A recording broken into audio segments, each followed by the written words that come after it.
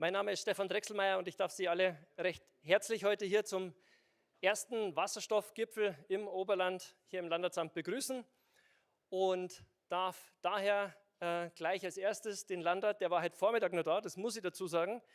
Wir haben den rangigsten EDV-Techniker des Landratsamts zugange gehabt. Der hat uns nämlich selber heute hier in die EDV eingewiesen, wie wir das schaffen, dass wir die Saalkameras auch mit verwenden dürfen und diese Veranstaltung streamen. Deswegen haben wir ihn heute 3/4 Stunde schon gehabt in der Früh. Haben uns auch gefreut, dass er heute Nachmittag das Grußwort spricht, aber jetzt ist er ganz kurzfristig entschuldigt.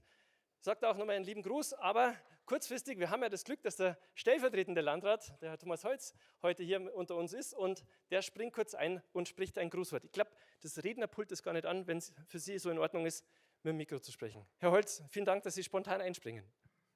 Sehr gern, ja, lieber Herr Drechselmeier, liebe Verantwortlichen von der Energiewende Oberland, sehr geehrte Damen und Herren, Sie haben es gerade angesprochen, ganz kurzfristig darf ich Sie begrüßen, aber das freut mich umso mehr, dass ich das machen darf, Sie zu so einem besonderen Termin heute als stellvertretender Landrat hier im Sitzungssaal begrüßen zu dürfen. Eine Veranstaltung, die den Titel trägt, Wasserstoffgipfel im Oberland, ein Titel, der spannend klingt und sicherlich auch einen spannenden Nachmittag verspricht. Wir befinden uns ja in Zeiten, wo wir über Energiekrise, Energieknappheit und ja generell über die Energiewende diskutieren und da taucht immer wieder der Wasserstoff mit auf. Dass Wasserstoff eine mögliche Alternative wäre, die uns helfen könnte, in diesen Zeiten bei der Energiedebatte noch einen Schritt weiterzukommen. Und wie ich in der Einladung gelesen habe, gibt es im Oberland schon das ein oder andere Beispiel, wie Wasserstoff gut eingesetzt wird, lokal und grün, wie man schon sagt. Und da werden wir heute Nachmittag bis 18 Uhr, glaube ich, ist angesetzt, einiges erfahren. Ich freue mich drauf. Es ist schön, dass so viel gekommen sind, zeigt auch, dass das Thema Energie generell die Menschen bewegt und Wasserstoff im Speziellen, denn ich muss ehrlich zugeben, vom Wasserstoff selber habe ich noch nicht so viel Ahnung und deswegen freue ich mich auf interessante Beispiele, auf interessante Vorträge und sage nochmal herzliches Dankeschön an die Energiewende Oberland, Herr Drechselmeier, dass Sie das heute veranstalten. Dankeschön, viel Spaß und viel Interesse. Vielen Dank. Also wenn man es nicht wüsste, Sie hätten sich eigentlich schon als vorbereitet ausgeben können. War schon einwandfrei, spontan. Genau, wir haben nämlich heute ein wirklich hochkarätiges Publikum und hochkarätige Referenten. Wir haben Bürgermeisterinnen und Bürgermeister unter uns, wir haben aus Gemeinderäten, Verwaltungen, aber auch aus den Landratsämtern jeweils Vertretern mit da. Wir haben aber auch von den Energieversorgungsunternehmen in der Region jemanden da oder einige Vertreter da, Netzbetreiber, auch die Bauwirtschaft ist heute mit vertreten. Weil natürlich, klar, es geht auch in Zukunft um Quartiere, wie funktioniert das, es geht auch um den Bestand. Sprich, da überall wird Wasserstoff diskutiert und deswegen freuen wir uns auch heute hier wirklich tolle Akteure aus der Region, aus dem Oberland vorstellen zu dürfen. Ich muss vorweg sagen, da ist keine quasi Nominierung oder Qualifizierung geschehen, sondern wir haben einfach geschaut, dass wir Akteure finden, die vor Ort schon tolle Sachen machen und die dann eingeladen. Wenn Sie einer sind, die auch tolle Sachen machen, kein Problem, melden Sie sich gerne bei uns und vielleicht schaffen wir es ja, dass der Wasserstoffgipfel vielleicht sogar stehende Veranstaltung wird und wir das Format fortsetzen können. Dann darf ich auch noch ganz herzlich die Presse begrüßen, sage schon mal vielen Dank auch fürs große Interesse. Vorab, glaube ich, waren schon einige O-Töne auch noch aufgezeichnet worden und ich darf auch unsere Zuschauerinnen und Zuschauer auf YouTube begrüßen. Wir haben nämlich das schon bemerkt in der Vergangenheit, da haben wir so viele tolle Leute beieinander. Und entweder ist man heute hier im Landratsamt oder nicht. Und das ist eigentlich schade. Und deswegen ist auch die Veranstaltung für Sie auch zur Info, wenn Sie sagen, hey, das war eigentlich spannend, ich habe ein paar Kollegen, die sollten das eigentlich vielleicht auch hören oder Kolleginnen, dann gerne auch den Link dazu teilen, entweder jetzt im Livestream oder dann im Nachgang. Und die Frage, die kommt auch natürlich immer, ich hoffe, dass ich von den Referenten das Einverständnis habe, dass wir im Anschluss dann die Folien, sofern sie denn verfügbar sind, auch teilen dürfen und dann bei uns auf der Webseite unter energiewende-oberland.de zum Download zur Verfügung stellen. Sofern, glaube ich, mein kurzer Start. Schauen wir kurz auf die Agenda des heutigen Tages. Und Sie werden noch ein paar Mal feststellen heute, dass wir da mal hingelangen müssen. Ich schaue mal kurz zum Felix rüber, ob der Stream soweit funktioniert. Weil wir haben technisch ein bisschen Herausforderungen uns heute gestellt, weil wir einen externen Referenten natürlich mit dazu nehmen. der uns nämlich dann nach der Begrüßung von Thomas Holz auf die Richtung bringt, ja, was ist denn eigentlich auf bayerischer Ebene da gerade angedacht? Da gibt es ja eben das Kompetenzzentrum H2B in Nürnberg und da schalten wir dann eben live nach Nürnberg, wo uns der Herr Stefan Dürr zugeschaltet ist, um die Roadmap des Freistaats da ein bisschen kennenzulernen. Anschließend wird Ihnen meine Kollegin im Vorstand, die Elisabeth Freundl, einen Einblick über das Projekt Amethyst geben und darstellen, dass wir hier eingebettet sind, nicht nur im Oberland, sondern im ganzen Alpenraum. Viele, viele tolle Initiativen sich gebildet haben und im Rahmen von dem Projekt Amethyst versammeln und eben das Gleiche gerade in Frankreich, Slowenien, Italien und Österreich auch versuchen. Dann eben Impulse aus der Praxis haben wir es genommen. Wir haben 4 Akteure aus dem Oberland, die uns 20 Minuten Impulse, ich hoffe, Sie schaffen das und verzeihen es mir, wenn ich ab und zu ein bisschen dann auf die Uhr schaue, weil das ist nämlich der Mittelpunkt, aber natürlich auch im Nachgang haben wir ein bisschen Möglichkeit, darüber zu diskutieren, in einer Podiumsdiskussion und schließlich, und da sind dann Sie alle gefragt, haben wir runde Tische geplant. Wie die dann funktionieren, dazu komme ich später, aber momentan planen wir so 17 Uhr, hätte ich jetzt mal gedacht, dass wirklich Ende ist und dass bis 18 Uhr dann der Ausklang ist. Wir haben es deswegen so angekündigt bis 18 Uhr. Wenn jemand schnell weg muss, volles Verständnis. Wenn jemand da bleiben will, haben wir auch den Platz und die Getränke, dass Sie das Netzwerk nutzen können heute. Sofern, Blick auf die Agenda. Alle zufrieden? Steigen wir ein. Stefan Dürr ist uns zugeschaltet aus Nürnberg. Und wenn jetzt alles klappt, ist es wie bei heute im Stadion. Und wir sagen, Nürnberg, Nürnberg, könnt ihr uns hören? Nürnberg, Nürnberg, könnt ihr uns hören? Ja, kleinen Moment. Thor in Nürnberg? Ja, ich kann Sie hören. Sehr schön. Ich habe nur ein bisschen zeitversetzt folgen dürfen über den YouTube-Stream, aber das läuft ja auch super. Also alles auf Zack. Sehr schön. Wir schauen noch ganz kurz, ob wir Sie einen Ticken lauter kriegen. Felix, vielleicht können wir das über den Saal steuern. Ja, also das Mikro ist schon so laut, wie es geht.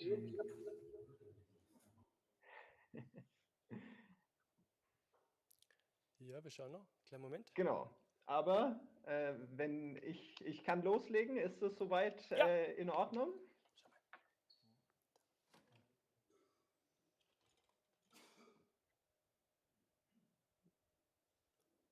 Okay, ich höre zumindest keine Widerrede, sonst würde ich einfach anfangen. Bremsen Sie mich, wenn ich hier gerade dazwischen plappere, aber ich lege einfach mal los. Vielen Dank für die Einladung und auch an die Organisation, Herr Drechselmeier, Herr Schneider, vielen Dank, dass Sie das möglich machen, dass ich doch teilnehmen kann, auch wenn eben eine Teilnahme vor Ort heute für mich leider nicht möglich war. Bin ich trotzdem froh, dass ich jetzt online und von der Seite, habe ich gesehen, zu Ihnen sprechen kann. Und damit würde ich dann auch gleich loslegen. Ja, jetzt ist kurz mein Bildschirm verschwunden, aber ich denke, wir kommen gemeinsam hier durch. Ich möchte kurz anfangen, das H2B und das Wasserstoffbündnis Bayern vorzustellen, für diejenigen, die uns vielleicht noch nicht kennen. Es gibt eben das Zentrum Wasserstoff Bayern und das Wasserstoffbündnis Bayern.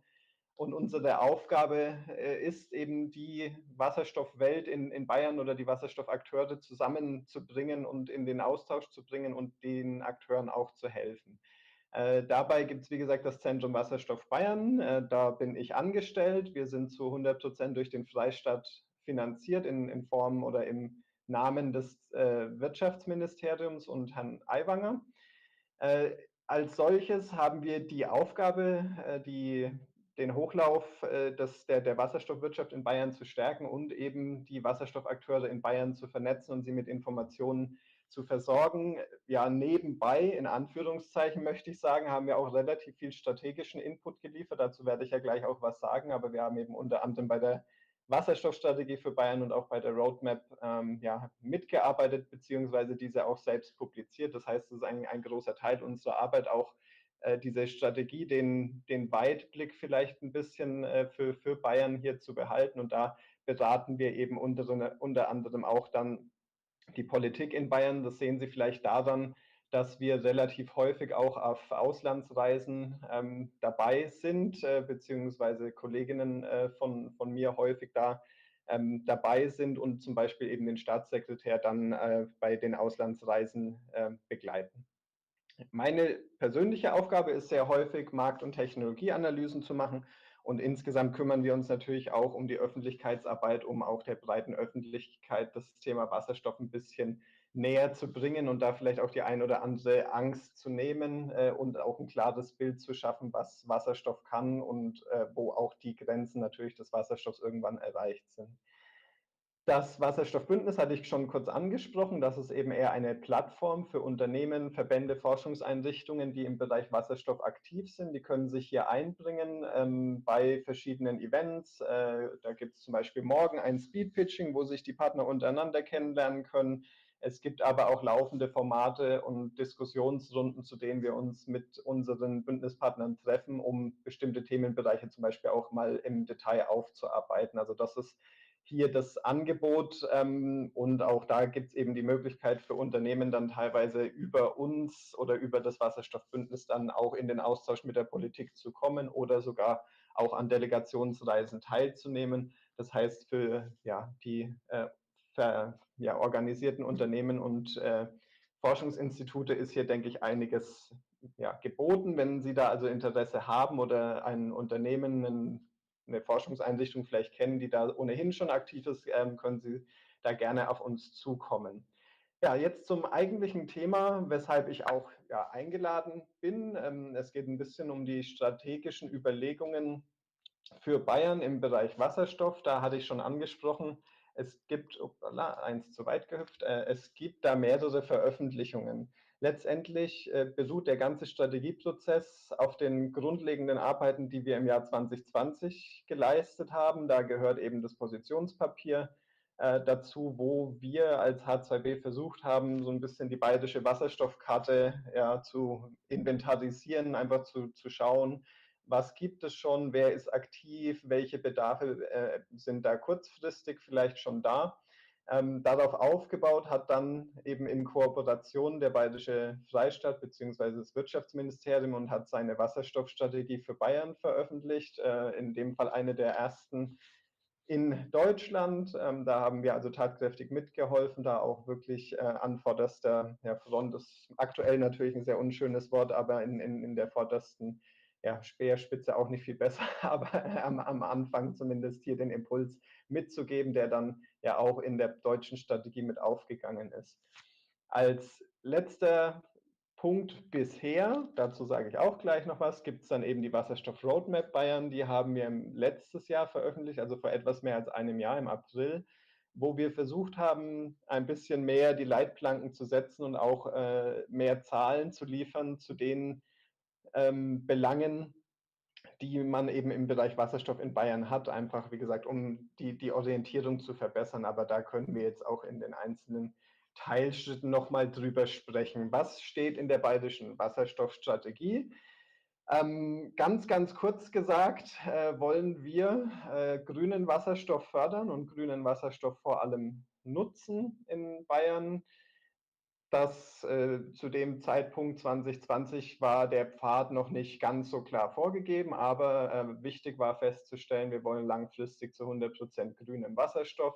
Für mich bedeutet das eben Strom aus unter anderem Wind, Solar, Wasserkraft mit Einschränkungen und Biomasse.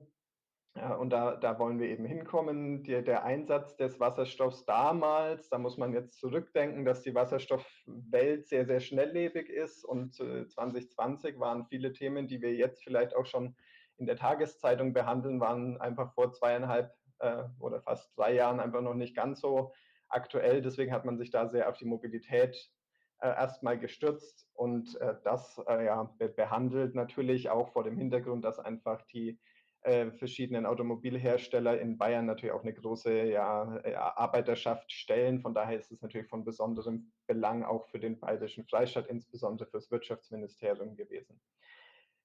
Dann hatte ich schon gesagt gerade, es ging vor allem erstmal um die Wasserstoffnutzung. Also es ging zu dem Zeitpunkt noch gar nicht so sehr auch um die Wasserstofferzeugung in Bayern. Da habe ich aber eben auch gleich noch ein paar Informationen, womit man das so ein bisschen belegen kann. Ich weiß aus eigener Erfahrung, dass genau dieser Punkt, wir wollen Wasserstoff importieren, bei vielen mal auf Unverständnis stößt, weil man hätte ja eventuell die Möglichkeit, sehr viel dann der grünen Energie auch vor Ort zu behalten und zu nutzen. Das ist auch richtig, allerdings eben auch mit Einschränkungen.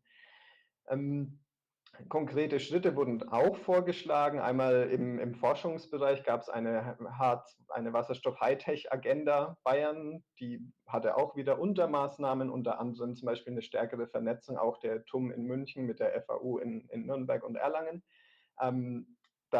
Um eben auch die Wasserstoffthemen einfach strategisch zu besetzen und da in der Forschung weiterhin sehr aktiv zu sein. Es gab gleichzeitig eine Förderrichtlinie für Wasserstofftankstellen in Bayern, die sich vor allem an die Nutzfahrzeugtankstellen richtet. Das heißt, wenn Sie jetzt aktuell nach Nutzfahrzeug-Wasserstofftankstellen schauen, sind eigentlich alle Projekte, die aktuell hochlaufen oder in Umsetzung sind in Bayern, wurden tatsächlich durch dieses Tankstellenförderprogramm gefördert. Also da gab es regen Zulauf, wird auch noch einen weiteren Aufruf geben. Das wurde also auch konkret schon umgesetzt. Außerdem sollten die bayerischen Wasserstoffmodellregionen ausgebaut werden. Da handelte es sich zu dem Zeitpunkt vor allem um die sogenannten Highland-Regionen, die in einem Bundeswettbewerb diesen Status erhalten haben und eine gewisse Unterstützung auch für Wasserstoffinitiativen erhalten haben. Das wollten und wollen wir weiterhin verstetigen, um diese Aktivitäten einfach beizubehalten. Und dafür gab es eben auch eine gewisse Förderung, unter anderem eben unsere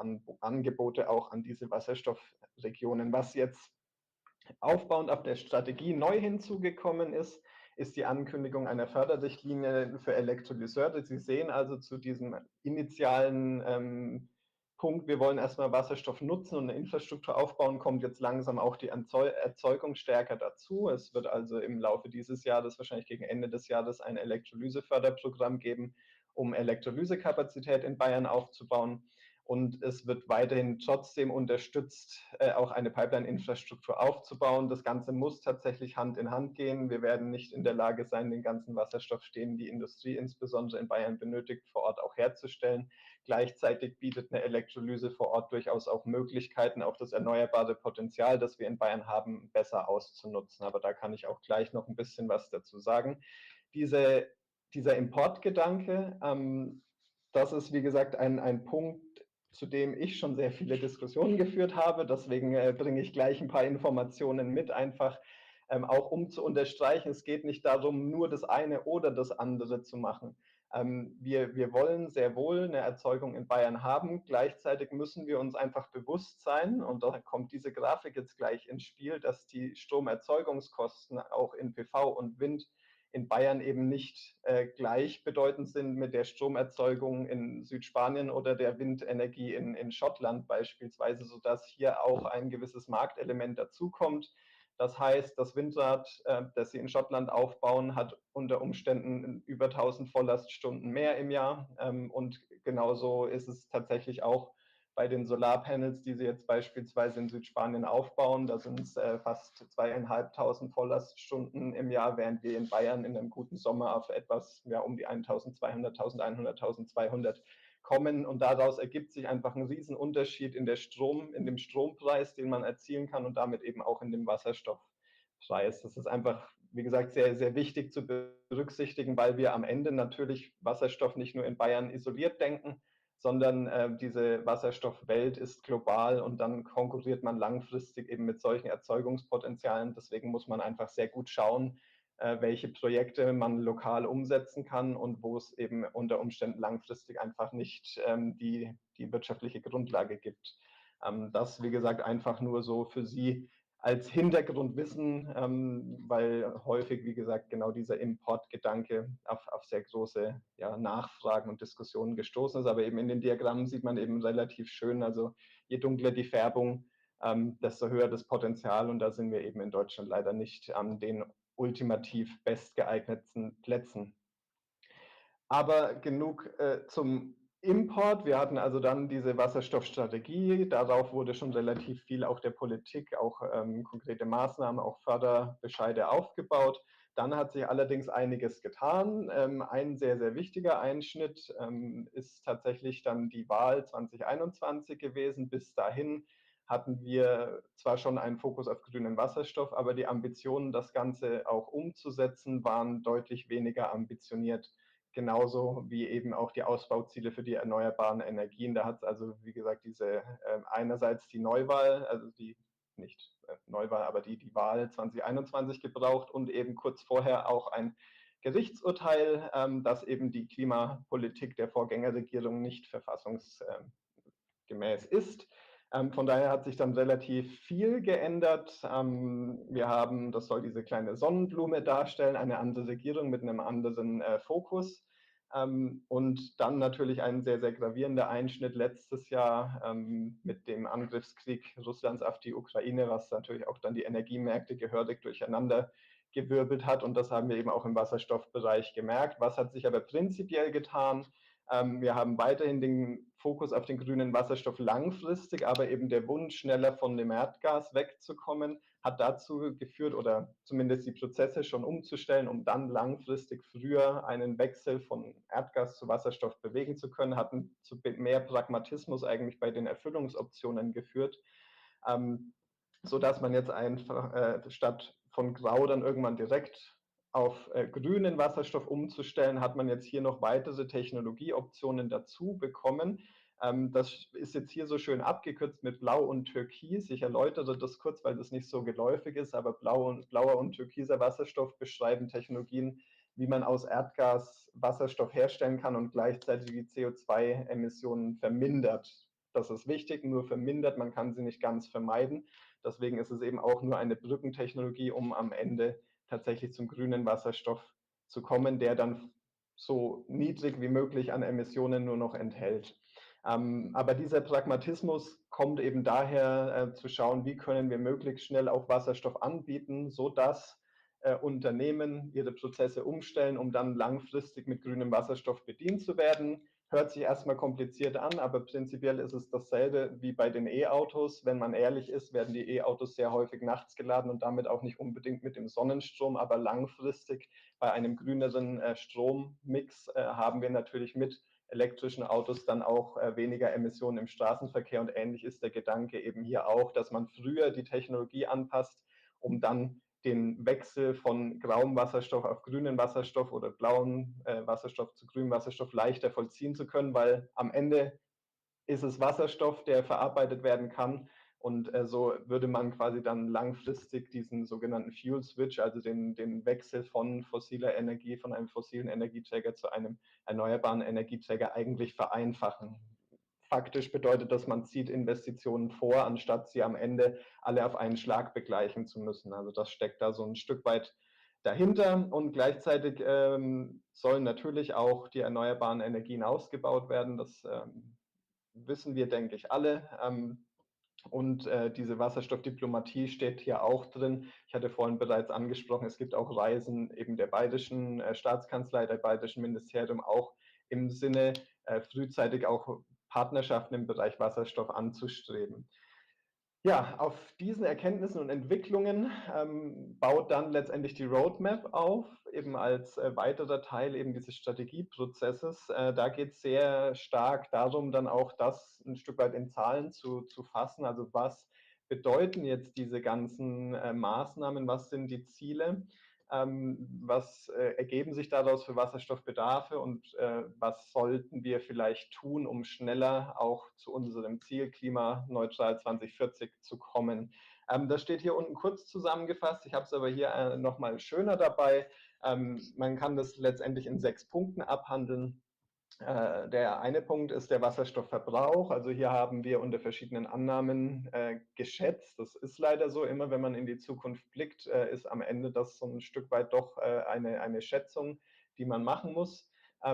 Und wir kamen zu 33 bis 75 Terawattstunden Wasserstoffbedarf, einfach nur für Sie vielleicht als Größenordnung. Das ist ungefähr ein Zehntel dessen, was wir aktuell als Strombedarf in ganz Deutschland haben. Also es ist eine doch erhebliche Menge an Wasserstoff, die benötigt wird und das eben vor allem auch in der Industrie, in der Petrochemie zum Beispiel, also Raffinerien, chemische Industrie sind hier vor allem zu nennen, aber auch wenn man Hochtemperaturprozesse in Industrieunternehmen hat, die man nicht unbedingt direkt elektrifizieren kann, da kommen diese Bedarfe am Ende her. Mit dieser Schätzung tatsächlich liegen wir ganz gut, auch in den Bereichen, die jetzt neuere Studien, die nach der Roadmap veröffentlicht wurden, ja, dargelegt haben. Beispielsweise der Energieplan Bayern liegt wirklich in einem sehr, sehr ähnlichen Bereich, was eben diese Bedarfsschätzung angeht. Also da haben wir, glaube ich, ganz gut unseren Schätzdaumen kalibriert, sage ich mal. Aber das, wie gesagt, sieht soweit, wie gesagt, konsistent aus. Wichtig ist jetzt natürlich, dass wir das auch ermöglichen. Und dafür ist wichtig, eine Wasserstoffversorgung sicherzustellen. Also das besteht zum einen eben die Infrastruktur so weit vorzubereiten, dass Importe überhaupt möglich sind. Und zum anderen auch in den Bereichen, wo man vielleicht erst später überhaupt an diese Infrastruktur angeschlossen wird, dann auch frühzeitig Wasserstofferzeugung selbst aufzubauen. Und da kommen wir eben genau zu diesem Elektrolyse-Förderprogramm, das hier eben helfen soll, einen ersten Schritt zu gehen. Das Ziel ist in etwa 1 Gigawatt bis 2030 und dabei ist eben auch wichtig zu berücksichtigen, gemäß der Vorgaben auch der EU, müssen wir dann in einem ähnlichen Maßstab auch tatsächlich erneuerbare Erzeugungsleistung aufbauen. Also das muss Hand in Hand gehen, eben auch mit erneuerbaren Energieanlagen, also Solar und Wind. Der Wirtschaftsstandort spielt natürlich eine große Rolle. Hier ist das Positive, dass bayerische Unternehmen auch schon wahnsinnig viel Wasserstoff-Know-how haben. Negativ, wobei an sich ist es nicht unbedingt sehr, sehr negativ, aber man sollte sich nicht darauf ausruhen, ist vielleicht die Nachricht. Andere Länder schlafen auch nicht, insbesondere eben auch in Asien sind sehr, sehr große Ambitionen im Wasserstoffbereich und auch die Entwicklung schreitet da schnell voran. Deswegen ist es wichtig, eben dieses Know-how weiter zu stärken und eben die bayerischen Unternehmen auch fit zu machen für einen zukünftigen Exportmarkt für Wasserstofftechnologien eben weltweit. Und da spielt dann auch diese Wissenschaftsstrategie ein Stück weit mit rein, dass man eben auch gezielt bestimmte Bereiche sich anschaut. Heutzutage ist Bayern sehr forschungsaktiv im Bereich eben Elektrolyse, Brennstoffzellen, aber auch zum Beispiel intelligente Kraft-Wärme-Kopplung. Auch Mobilitätsthemen sind hier vertreten und das gilt es dann wirklich auch weiter auszubauen und hier weiter zu schärfen. Deswegen gab es und gibt es direkt im Forschungsbereich auch eigene Anreize, eigene Förderaufrufe und Förderprogramme, die hier helfen sollen.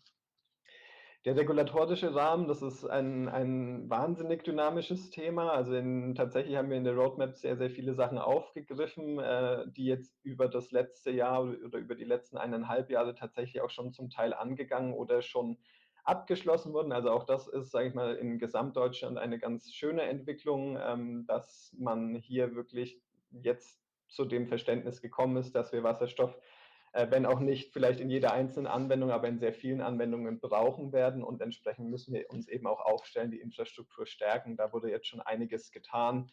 Da ist zum Beispiel die gemeinsame Planung jetzt für ein Wasserstoffstartnetz gemeint oder auch Überlegungen, die Netzentgelte dann für Elektrolyseanlagen zurückzufahren. Oder das wurde zum Beispiel schon dann gemacht, das EEG dann auch auszusetzen, also EEG-Umlage auszusetzen für Wasserstofferzeugungsanlagen. Also das waren schon sehr, sehr wichtige Punkte. Trotzdem gibt es da noch was zu tun und entsprechend weisen wir da eben auch weiter darauf hin, dass insbesondere Genehmigungsverfahren ein sehr, sehr wichtiges Thema sind. Da geht es dann aber auch zum Beispiel darum, die Behördenseite auch mitzunehmen, zu schulen. Das sind ja auch neue Themen dann häufig für eben die Gewerbeaufsicht zum Beispiel, die sich jetzt mit solchen Anlagen beschäftigen, das vorher noch nie tun musste. Also da gilt es, denke ich, gemeinsam einiges zu tun und anzugehen. Aber da bin ich positiv, dass wir da auch auf einem guten Weg sind.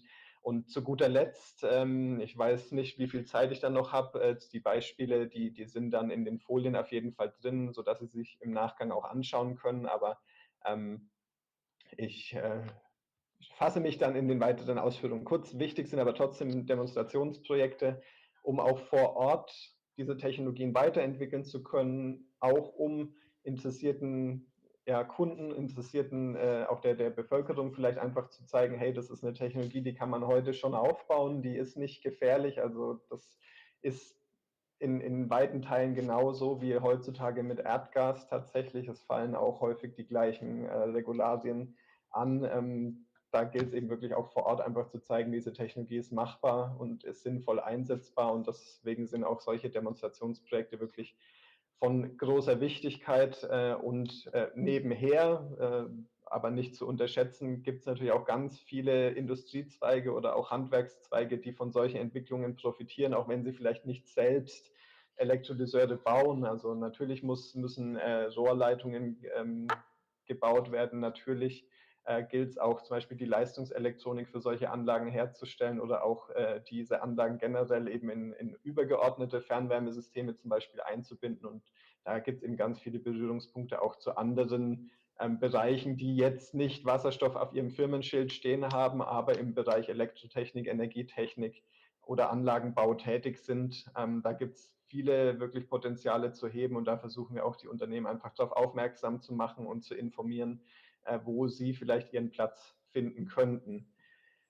Gut, jetzt hätte ich, wie gesagt, noch die Genau, paar vielleicht, Beispiele. weiß nicht, ob Sie uns hören. Bremsen Sie mich, wenn meine Vielleicht Zeit zu nochmal Ende kurz, ist. Herr Dürr, hören Sie uns? Moment, doppelt. Jetzt vielleicht? Ja. Herr Dürr, ich glaube, wir sind mit der Zeit schon ein bisschen Ich hatte jetzt fortgeschritten. viel mit Rückkopplungen zu kämpfen. Ist Hören noch Sie- Zeit? Ja, leider, glaube ich, sind wir schon fast bis am Ende angekommen. Ich glaube, die Beispiele haben wir ja dann vor Ort. Deswegen, wenn es für Sie okay ist, überspringen Dann, wir jetzt die wie gesagt, Beispiele. lasse ich die Beispiele in den Folien drin. Die Ja. Folien hatten Sie ja vorhin auch schon angesagt, die können gerne geteilt werden. Gucken Sie sich das also gerne an. Es gibt nämlich schon die ein oder anderen Projekte in Bayern, die auch durchaus größere Kreise ziehen. Und die Folien dürfen Sie natürlich selbstverständlich teilen, Herr Drechselmeier. Super. Genau, und zum Abschied dann noch danke für die Aufmerksamkeit. Sollten noch Fragen sein, können Sie sich gerne auch dann direkt bei mir melden. Auch die Kontaktdaten sind am Ende im Foliensatz enthalten. Vielen Dank, Herr Dürr. Vielen Dank, dass das geklappt hat. Wir sagen Tor auf jeden Fall in Nürnberg. Ist nur die Frage, ob es jetzt unentschieden ist. Nein, ich glaube, es ist schon ein Vorsprung jetzt langsam beim Wasserstoff. Es wird auf jeden Fall vorwärts gehen. Vielen Dank, dass Sie sich die Zeit genommen haben, jetzt schon mal für den Vortrag. Sie hören, glaube ich, auch noch weiterhin zu. Und wir haben Sie auch für die Podiumsdiskussion dann weiterhin zugeschaltet. Also ich glaube, viele Punkte von denen, die Sie aufgegriffen haben, spielen natürlich heute hier auch bei uns regional eine große Rolle. Vielen Dank schon mal, Herr Dürr. Gut, dann war das Schritt 1. Schritt 2 kommt gleich hinterher. Dazu darf ich meine Kollegin, die Elisabeth Freundl, bitten, ans Pult. Magst du am Pult stehen? Ja, gerne. Felix, können wir testen, ob das Mikro am Pult geht oder ob wir es mit dem Handmikrofon machen? 1, 2, 3. Und Passt? Gut. wenn du nochmal sprichst, genau, auf der großen geht's weiter. Genau. Ja, wunderbar. Schön, dass Sie alle da sind. Wir haben uns wahnsinnig gefreut, dass so viele Leute heute zu unserer Veranstaltung kommen und dass vor allem wir jetzt auch ganz intensiv über das Thema sprechen können. Ich halte jetzt keinen Vortrag über Wasserstoff, da wäre ich die Falsche, sondern ich sage Ihnen jetzt, was wir als Energiewende Oberland vorhaben und warum wir das Ganze jetzt auch ins Leben gerufen haben. Verzeihen Sie mir, wenn ich mal wieder die Bilanz an die Wand schmeiße. Ich hoffe, Sie wissen es alle und Sie kennen sie alle inzwischen schon auswendig. Aber ich denke, darüber müssen wir natürlich auch kurz sprechen. Wir wissen alle, dass unter den aktuellen Rahmenbedingungen die Energiewende im Oberland bis 2035 nicht machbar ist derzeit, weil wir, Sie sehen es selber, die orangen Balken, das sind die regenerativen Energien, die grauen Balken, die nicht regenerativen. Solange wir auf diesem Niveau diskutieren, sind wir natürlich weit davon entfernt, von einer Energiewende zu sprechen und auch weit davon entfernt, darüber zu sprechen, dass wir grünen Wasserstoff letzten Endes herstellen können. Aber wir wären nicht die Energiewende Oberland, wenn wir nicht daran glauben würden, dass wir das schaffen bis 2035. Und gerade wenn wir uns den Landkreis Tölz anschauen, muss man ja auch sagen, da schaut ja die Bilanz stromseitig jetzt schon viel besser aus. In der Zeitung ist erst vor kurzem gestanden, wie viele PV-Freiflächenanlagen jetzt überall geplant sind. Also da sind wir, denke ich, schon kurz davor, dass wir dann auch über diese Themen sprechen können. Wasserstoff, haben wir schon gehört, ist vielseitig einsetzbar und damit wirklich ein interessanter und wichtiger Baustein für uns in der Energiewende, wenn natürlich auch nicht die einzige und alleinige Lösung. Also wir wollen jetzt nicht vermitteln, dass wir nur noch Wasserstoff brauchen und dann ist die Energiewende machbar, aber Wasserstoff muss natürlich ein Teil der ganzen Strategie jetzt auch sein. Sie verzeihen es mir, wenn ich natürlich auch mit Inula daherkomme. Das Forschungsprojekt, das wir mit der LMU 5 Jahre lang hatten, gemeinsam, auch da wurde Wasserstoff schon berücksichtigt. Als Speicherlösung wurde das damals mitgedacht und aber auch hier wurde eben ganz klar darauf hingewiesen, dass wir gemeinschaftliche Lösungen andenken müssen und dass wir eben alle miteinander sprechen müssen. Und insofern finde ich das wunderbar, dass Sie heute alle hier sind, aus so verschiedenen Bereichen auch, denn ich denke, das ist unser Ziel als Energiewende Oberland. Wir wollen wieder vernetzen.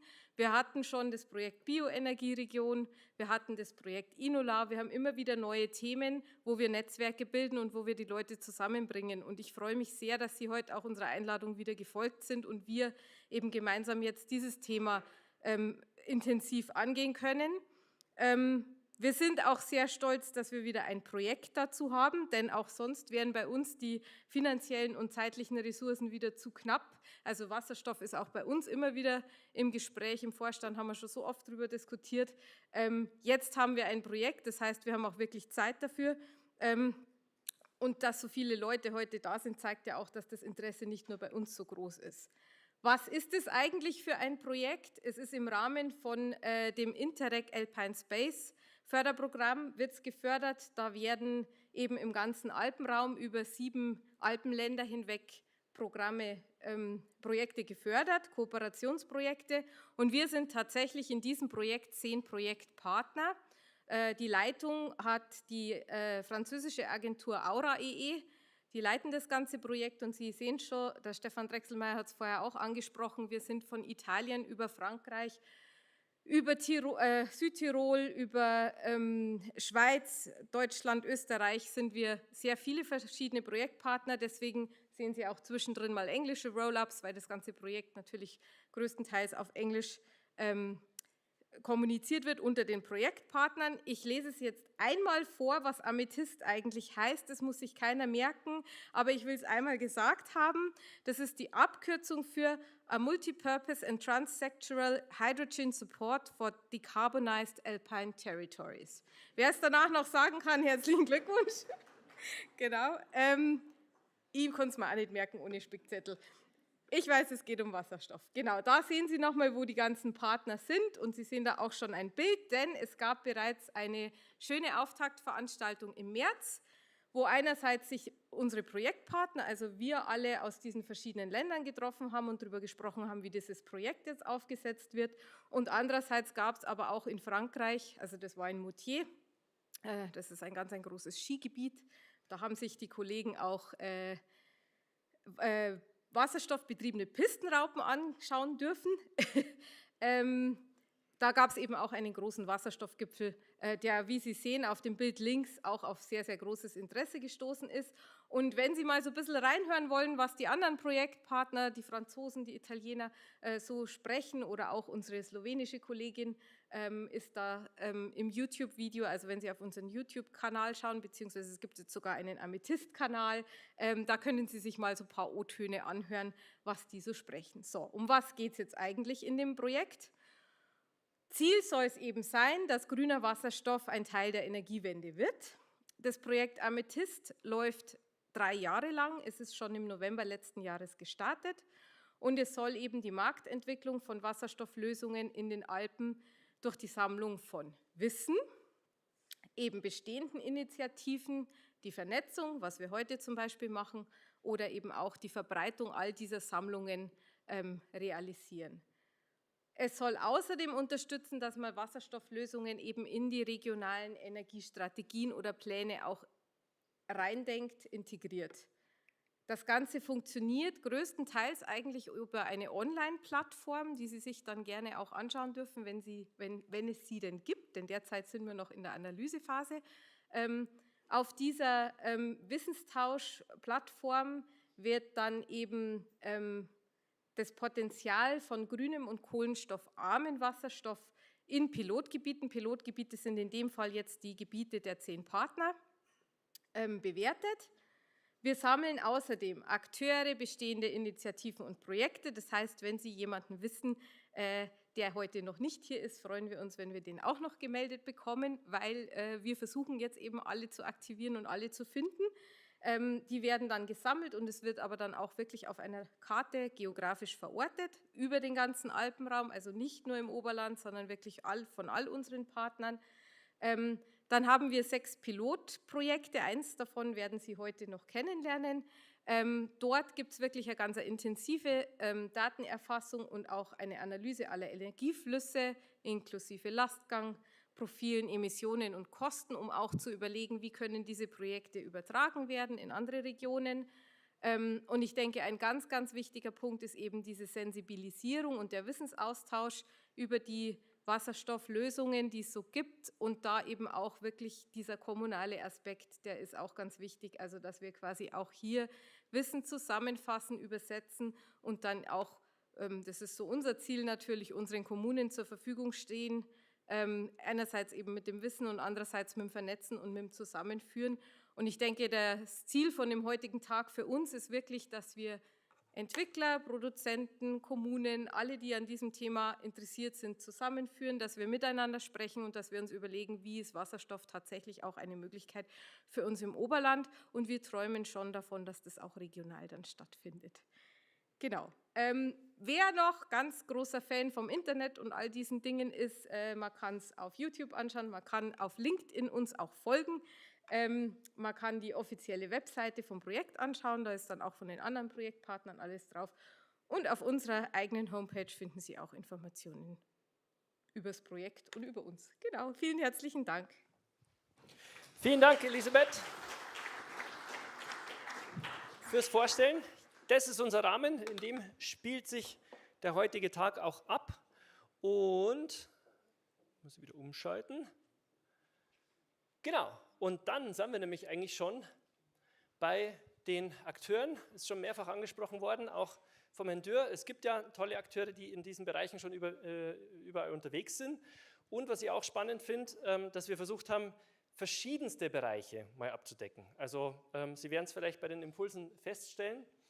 Und ich muss Sie eins bitten, die Impulsgeber haben es heute nicht leicht. Wir haben denen nämlich nur 10 Minuten gegeben. Und was die gemacht haben, haben gesagt, ah super, dann schicke ich halt viele Folien, dann können wir das schon irgendwie dort runterschleifen. Womit sie vielleicht nicht gerechnet haben, dass ich ganz genau leider schauen muss, dass wir diese 10 Minuten halbwegs einhalten, weil wir sonst natürlich mit dem ganzen Tag nach hinten rutschen und die Tagesschau nochmal verschieben müssen. Das wollen wir nicht. Deswegen wäre meine Bitte an die Referenten. Ich weiß, es ist hart, aber denken Sie sich, ich kann ja später im Gespräch oder auch im Nachgang noch alles an Details erzählen, an Geschichten. Geben Sie den Menschen heute einen Überblick, woran sie arbeiten mit dem Thema Wasserstoff und was ihre Perspektive auf das Thema ist. Und was dann in Zukunft passiert, da werden wir uns dann in dem Podium dazu nochmal unterhalten. Deswegen keine lange Vorrede. Ich darf begrüßen den Herrn Zorn von Tyczka Hydrogen und darf an Sie übergeben. Ich glaube, die Folien sollten parat sein. Erkennen Sie die Folien wieder, Herr Zorn? Ja, super, das ist schon mal gut. Dann schauen wir auch, wenn Sie gerne am Rednerpult stehen. So geben wir einfach ein 2-Minuten-Signal, okay? Gebe ich Ihnen gerne. Mit dem geht es nach vorn, zurück eher nicht, weil das ist aus Zeitgründen eher schwierig heute. Scherz. Alles gut, Dankeschön, Danke. Grüß Gott, meine Damen und Herren. Herzlich willkommen auch von meiner Seite.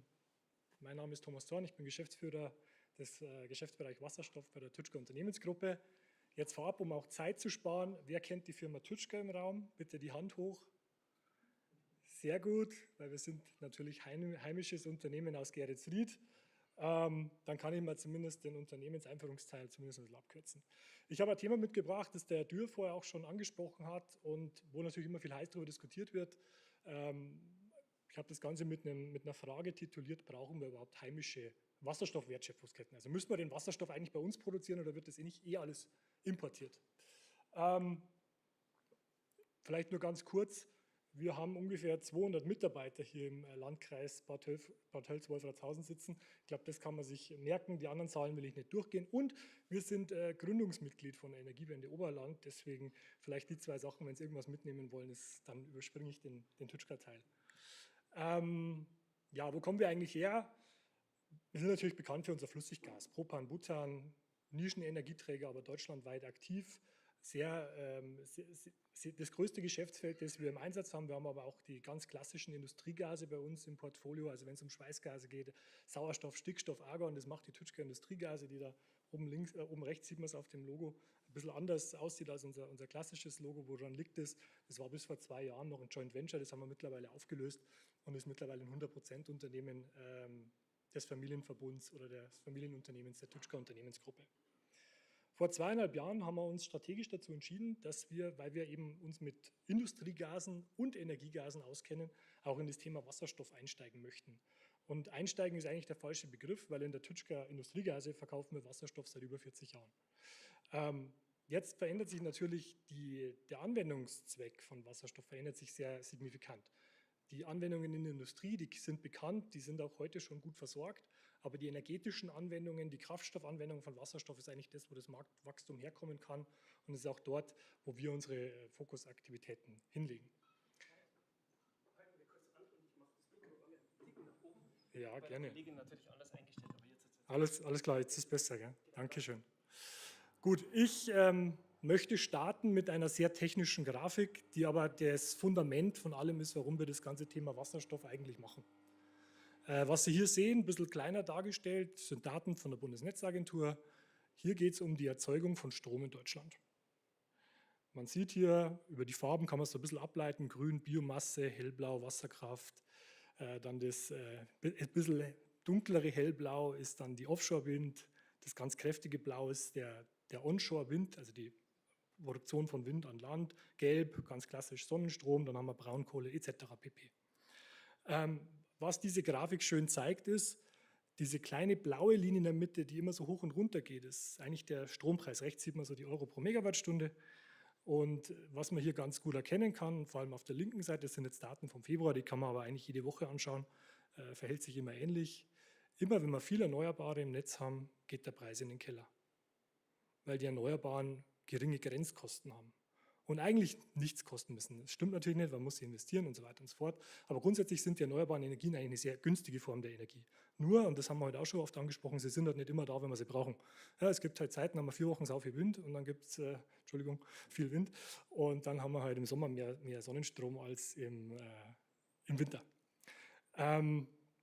Was jetzt da noch dazu kommt, also erstmal grundsätzlich tolle Sache, wir haben heute eine Energiewende, die in vielen Bereichen eine Stromwende ist.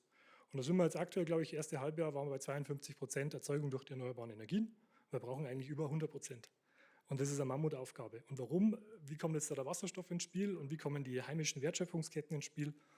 Naja, wenn wir unser Stromnetz zu 100% dekarbonisieren wollen, dann müssen wir es irgendwie schaffen, diese Hochwindzeiten und die Starksonnenzeiten nicht in die Flauten, in die Dunkelflauten zu verschieben. Dunkelflaute ist ja mittlerweile ein Wort, das glaube ich, kennt jetzt jeder.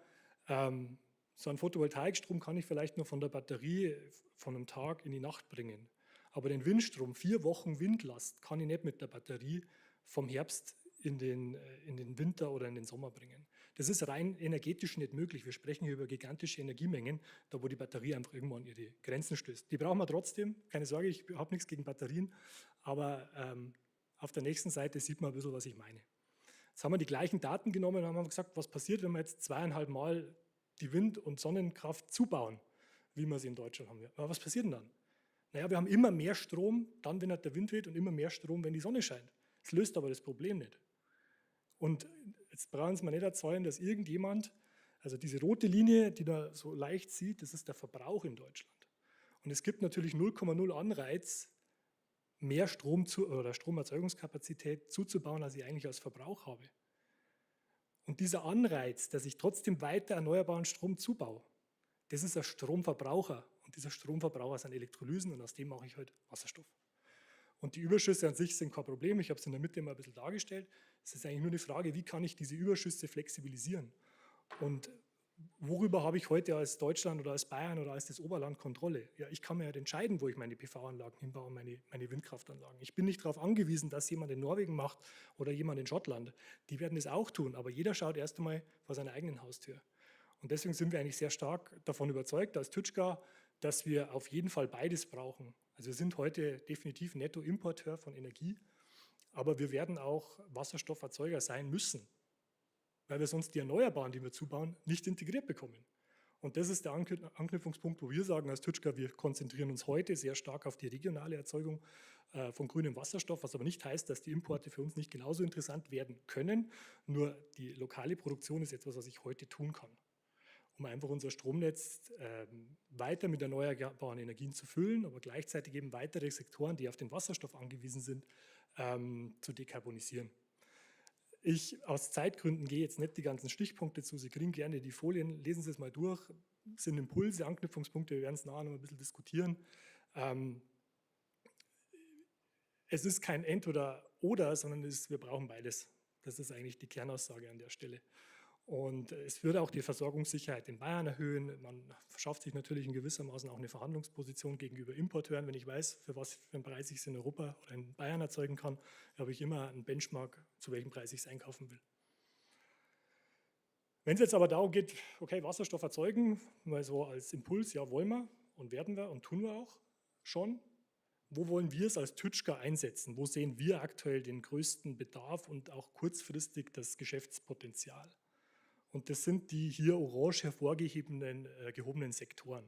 Und da sehen Sie eigentlich zwei Dinge stechen hervor. Das eine ist die Industrie und das andere ist die Mobilität. Industrie, warum? Weil die heute schon sehr viel Wasserstoff einsetzen und das eigentlich nur der bestehende Wasserstoffmarkt ist, der Wasserstoff braucht, weil er zum Beispiel Rasierklingen herstellt. Wenn Sie heute Metall härten wollen, damit das nicht oxidiert, setzt man Wasserstoff ein, damit der Sauerstoff weggehalten wird, damit ich am Schluss eine saubere, gehärtete Rasierklinge habe. Zum Beispiel. So ganz trivial. Den Prozess gibt es seit 70, 80 Jahren. Und der Wasserstoff ist da einfach gang und gäbe. Prozesswärme ist der zweite Punkt unten links. Man kann mit Strom relativ viel machen. Wenn es in sehr hohe Temperaturgegenden kommt, kann ich den Strom einfach nicht mehr, es reicht nicht mehr aus, um auf die hohen Temperaturen zu kommen, die ich zum Beispiel brauche, um Edelmetalle zu verarbeiten.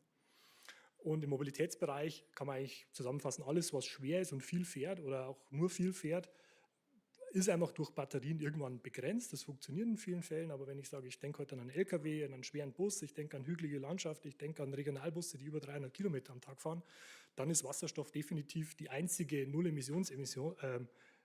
die einzige aus unserer Sicht kredible Emissionsreduktionsoption, weil man diese E-Fuels-Diskussion, die können wir vielleicht nachher nochmal nehmen, aber ist aus unserer Sicht sehr weit weg.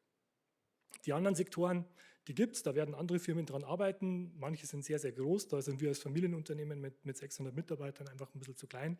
Wir haben keine Ölraffinerien, wir werden keine besitzen und deswegen ist jetzt Wasserstoffverkauf in die Ölraffinerie nicht einfach im Fokus.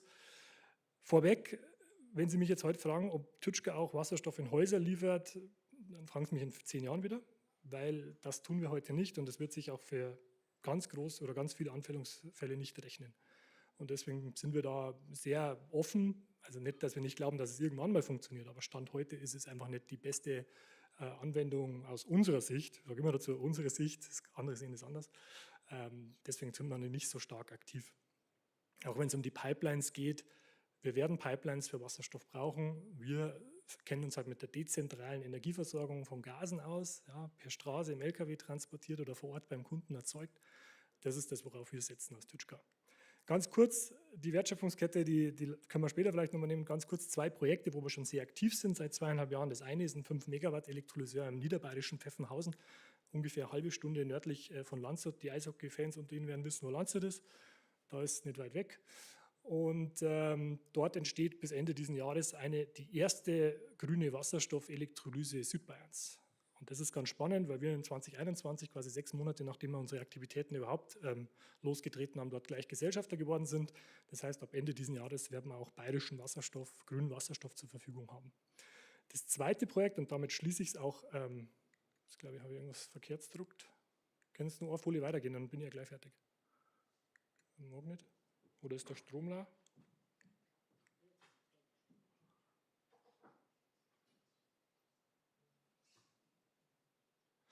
Gut, ich kann es mündlich kurz, jetzt kommt's.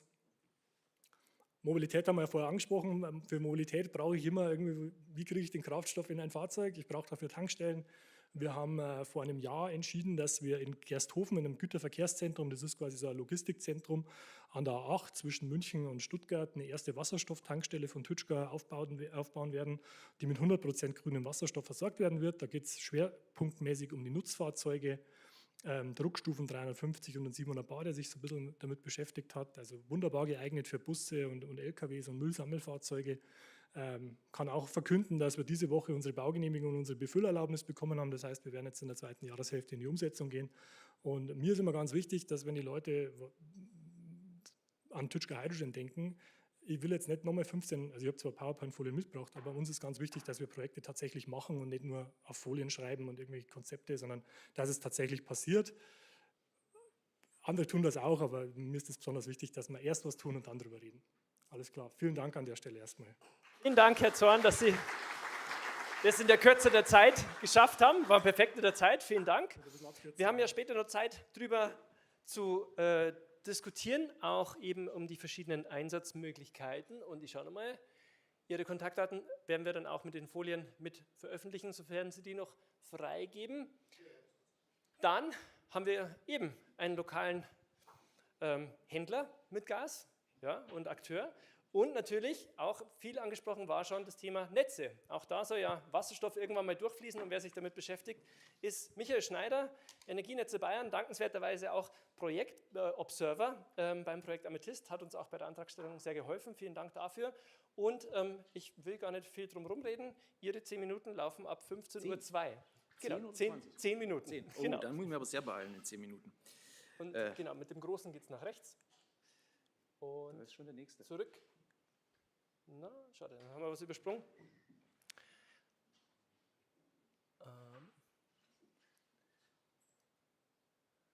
Ja, wir haben halt doch einige Folien, die wir halt.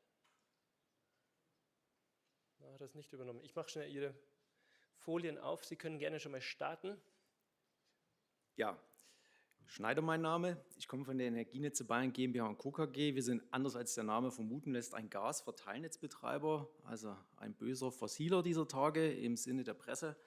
Wir versorgen, vielleicht kommt die Folie dann noch, in Ober- und Niederbayern 160.000 Kunden mit Erdgas. Das machen wir seit 60 Jahren, das tun wir zuverlässig und ich glaube, das wissen unsere Kunden zu schätzen. Das Thema Wasserstoff ist für uns ein Existenzthema. Ja, also wenn wir aktuell die politische Diskussion sehen, ob das Gebäudeenergiegesetz ist oder ob das das kommunale Wärmeplanungsgesetz ist, ob das Wasserstoffkernnetz, was vorhin schon kurz angesprochen wurde, ist, es trifft uns ins Mark und wir müssen versuchen, hier abseits von vielen Strategien, die im Rahmen stehen, tatsächlich Dinge umzusetzen. Ich spare mir, weil ich nur 10 Minuten Zeit habe, mal die Einleitung, das habe ich jetzt gesagt, vielleicht eine Zahl noch zur Einordnung. Da steht 20 Milliarden kWh Transportmenge. Das ist eine Energiemenge, die wir heute über unser Netz transportieren. Da ist vom Haushaltskunden Lieschen Müller bis zum großen Industriebetrieb, Roche in Prenzberg oder ein bekanntes Bier vom Tegernsee, alles dabei. Und wir müssen für diese Kunden eine Dekarbonisierungslösung finden, das ist uns klar. Und wir sind auf der Suche oder wir sind in der Umsetzung tatsächlich an der Stelle mit Wasserstoff die Dekarbonisierung hinzukriegen. So, und wenn wir über das Thema Wasserstoff sprechen, dann haben wir jetzt auch schon verschiedene Themen gehört. Ich möchte das hier auch nochmal abreißen. Man muss das Ganze in 3 Dimensionen betrachten. Es wird oftmals die technische Schiene betrachtet. Elektrolyseur haben wir vorhin schon gehört. Richtig und wichtig, komme ich gleich noch drauf. Wir haben das ganze Thema Recht und Regulatorik. Ich bin ja nicht ganz so optimistisch wie der Herr Dürr vorhin. Ich sehe da tatsächlich extrem viele Baustellen, die wir aktuell haben, insbesondere in Berlin und in Brüssel. Und wir müssen als Branche, da spreche ich glaube ich auch für die Kollegen, aufpassen, dass wir hier nicht aufgrund gesetzgeberischer Vorgaben vom Markt gedrückt werden.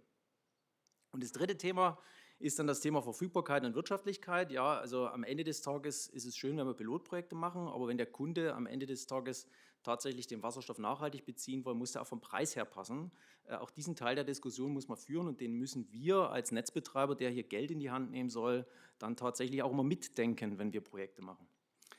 So, jetzt möchte ich Ihnen kurz zur Sortierung, weil wir haben es ja vorhin auch schon von dem Kollegen von der Tütschka gehört, wo brauchen wir den Wasserstoff, mal zeigen, wo wir den Wasserstoff aktuell verwenden. Das ist das Fernleitungsnetz in Ober- und Niederbayern, das müssen Sie mir jetzt einfach glauben. Jetzt blende ich Ihnen mal unser Gasverteilnetz dazu. Ja, also das erste, die blauen Leitungen, und wenn wir über Industriekunden sprechen, über die großen, dicken Industriekunden, über die auch gerne in Berlin oder in Brüssel fabuliert wird, dann sage ich an der Stelle auf der rechten Seite, wir haben 600 Industriekunden in unserem Netz. Das sind die grünen Punkte. Ich hoffe, das können Sie jetzt vielleicht so ansatzweise sehen. Ja, 600 Industriekunden, die wir heute mit Erdgas beliefern. Die 10 größten, die sind so lila eingefärbt. Ich hoffe, man kann das einigermaßen sehen. Die sind im Schnitt 16 Kilometer von diesem vorgelagerten Netz weg. Und jeder, der in Deutschland aktuell versucht, 1 Meter Stromleitung zu bauen, kann sich ausrechnen, was es heißt, hier 16 Kilometer Gasleitung für einzelne Kunden zu bauen. Mal abgesehen davon, dass es sauteuer ist es auch am Ende des Tages ein Zeitthema und es ist überflüssig, weil wir dieses Netz haben. Und eine ganz wichtige Botschaft, die wir aktuell auf der kommunalen Ebene in München, in Berlin und tatsächlich auch in Brüssel spielen, ist den Leuten klarzumachen, wenn wir über Wasserstoff im Verteilnetz sprechen, dann reden wir nicht nur über Haushaltskunden, sondern wir reden über Industriekunden und über Gewerbekunden. 13.000 Gewerbekunden habe ich noch gar nicht erwähnt, der Bäcker, der Metzger, die Brauerei, die am Ende des Tages auch eine Alternative brauchen. Und an der Stelle bin ich der Frau Freundl sehr dankbar, die vorhin diese Energieverteilung gezeigt hat. Ja, also man muss sich auch klar machen, wenn wir über Strom sprechen, dann reden wir, wenn wir sagen, wir haben 50% Strom im System heute, über das, was heute verstromt wird. Wenn wir sagen, zukünftig soll der ganze Wärmebereich, soll der ganze Verkehrsbereich, soll der ganze Industriebereich verstromt werden, dann bräuchten wir, ich bleibe jetzt bewusst im Konjunktiv, viel mehr Strom. Und dann kommen wir auch wieder zu der Folie vorhin, die wir, ich glaube, von dem Kollegen von der Tütschka gesehen haben, mit den Strommengen, die erzeugt werden. Und dann glaube ich, dass es schon sehr sinnvoll ist, eine Infrastruktur, die wir heute haben, die Gasmengen sommers wie winters transportiert, weiterhin zu nutzen. Also wäre die erste wichtige Botschaft, wir brauchen das Verteilnetz, auch hier im Oberland, damit wir am Ende des Tages dekarbonisieren können. Und aus unserer Sicht kann das mit Wasserstoff funktionieren. Danke. So, weiteres wichtiges Thema, auch da fasse ich mich jetzt sehr kurz, wir haben es schon gehört. Ich bin der Meinung, wir brauchen nach wie vor Importenergiemengen, also Importwasserstoff, weil wir diese 20 Terawattstunden Energiemenge, der Herr Dürr hat vorhin gesagt, 2040 sind 35 bis 38 Terawattstunden Wasserstoff in Bayern geplant. Wir brauchen also allein 20 Terawattstunden in Oberniederbayern, dass wir also diese Energiemengen nur ein Stück weit importieren können. Wir brauchen parallel dazu, auch das klang an mehreren Stellen schon an, bin ich voll dabei, dezentrale Erzeugung. Die blauen oder türkisen Punkte, die Sie da sehen, das sind die aktuellen Projekte, die wir im Bereich Erzeugung haben. Also wir haben mehrere, ich gehe jetzt nochmal auf 2 ein, Projekte, wo wir auf der einen Seite seit mehreren Jahren Biogas ins Netz einspeisen. Auch das ist ja durchaus eine CO2-freie Energievariante. Und wir sind aber eben an vielen Stellen aktuell auch dabei, tatsächlich Wasserstoff dezentral zu erzeugen. Wir führen also die Diskussion mit Landwirten insbesondere aktuell, aber auch mit dem Bayernwerk als Stromnetzbetreiber, wie wir denn sinnvoll Elektrolyseure aufbauen können. Und das hat immer eine technische Komponente, das hat aber auch ganz stark, ich habe es vorhin schon gesagt, eine wirtschaftliche Komponente, weil am Ende des Tages muss ich das Ganze rechnen. Der Kollege vom Tegernsee sitzt da hinten. Da hatten wir das Thema schon mal vor 2 Jahren und da hat es sich nicht gerechnet. So, ich möchte jetzt also in der Kürze der Zeit ein Projekt ansprechen, das aus meiner Sicht extrem wichtig ist, weil wir hier versuchen, als Branche tatsächlich diese Wasserstofftransformation hinzukriegen. Das heißt H2 vor Ort, da sind inzwischen, glaube ich, mehr als 300 Gasverteilnetzbetreiber dieser Republik organisiert, wo wir in einem Gasnetztransformationsplan konkret, das hat eine technische Dimension, das hat aber auch eine wirtschaftliche Dimension, zeigen, wie wir das Gasnetz in den nächsten Jahren von Erdgas CH4 auf Wasserstoff H2 umstellen können. Ist politisch auch recht wichtig. Wir haben es also geschafft, das rechne ich uns durchaus als Erfolg an, als Branche, diesen Gasnetztransformationsplan ins Gebäudeenergiegesetz mit reinzukriegen. Da ist jetzt der ein oder andere nicht so glücklich drüber. Wir halten das für extrem wichtig, weil wir nur über die Chance vom Gesetzgeber weil wir nur über diesen Weg überhaupt die Chance haben, unser Geschäftsmodell Gasverteilnetztransformation umzusetzen, weil wenn das vom Gesetzgeber her verboten wird, dann sind wir raus aus dem Spiel und können das nicht mal versuchen mit der Umsetzung. Insofern ein ganz wichtiges Projekt. Aufgrund der Zeit gehe ich immer schnell drüber. Also vielleicht ein wichtiger Punkt, dass wir eben auch an der Stelle das Thema Regelwerk haben. Also wir haben im Gasbereich ein sehr ausgefeiltes Regelwerk vom Deutschen Verband des Gas- und Wasserfaches. Das wird auf Wasserstoff transformiert. Klang an der einen Stelle schon an, ein sehr zäher Prozess, weil an der Stelle die deutschen Mühlen sehr langsam mahlen.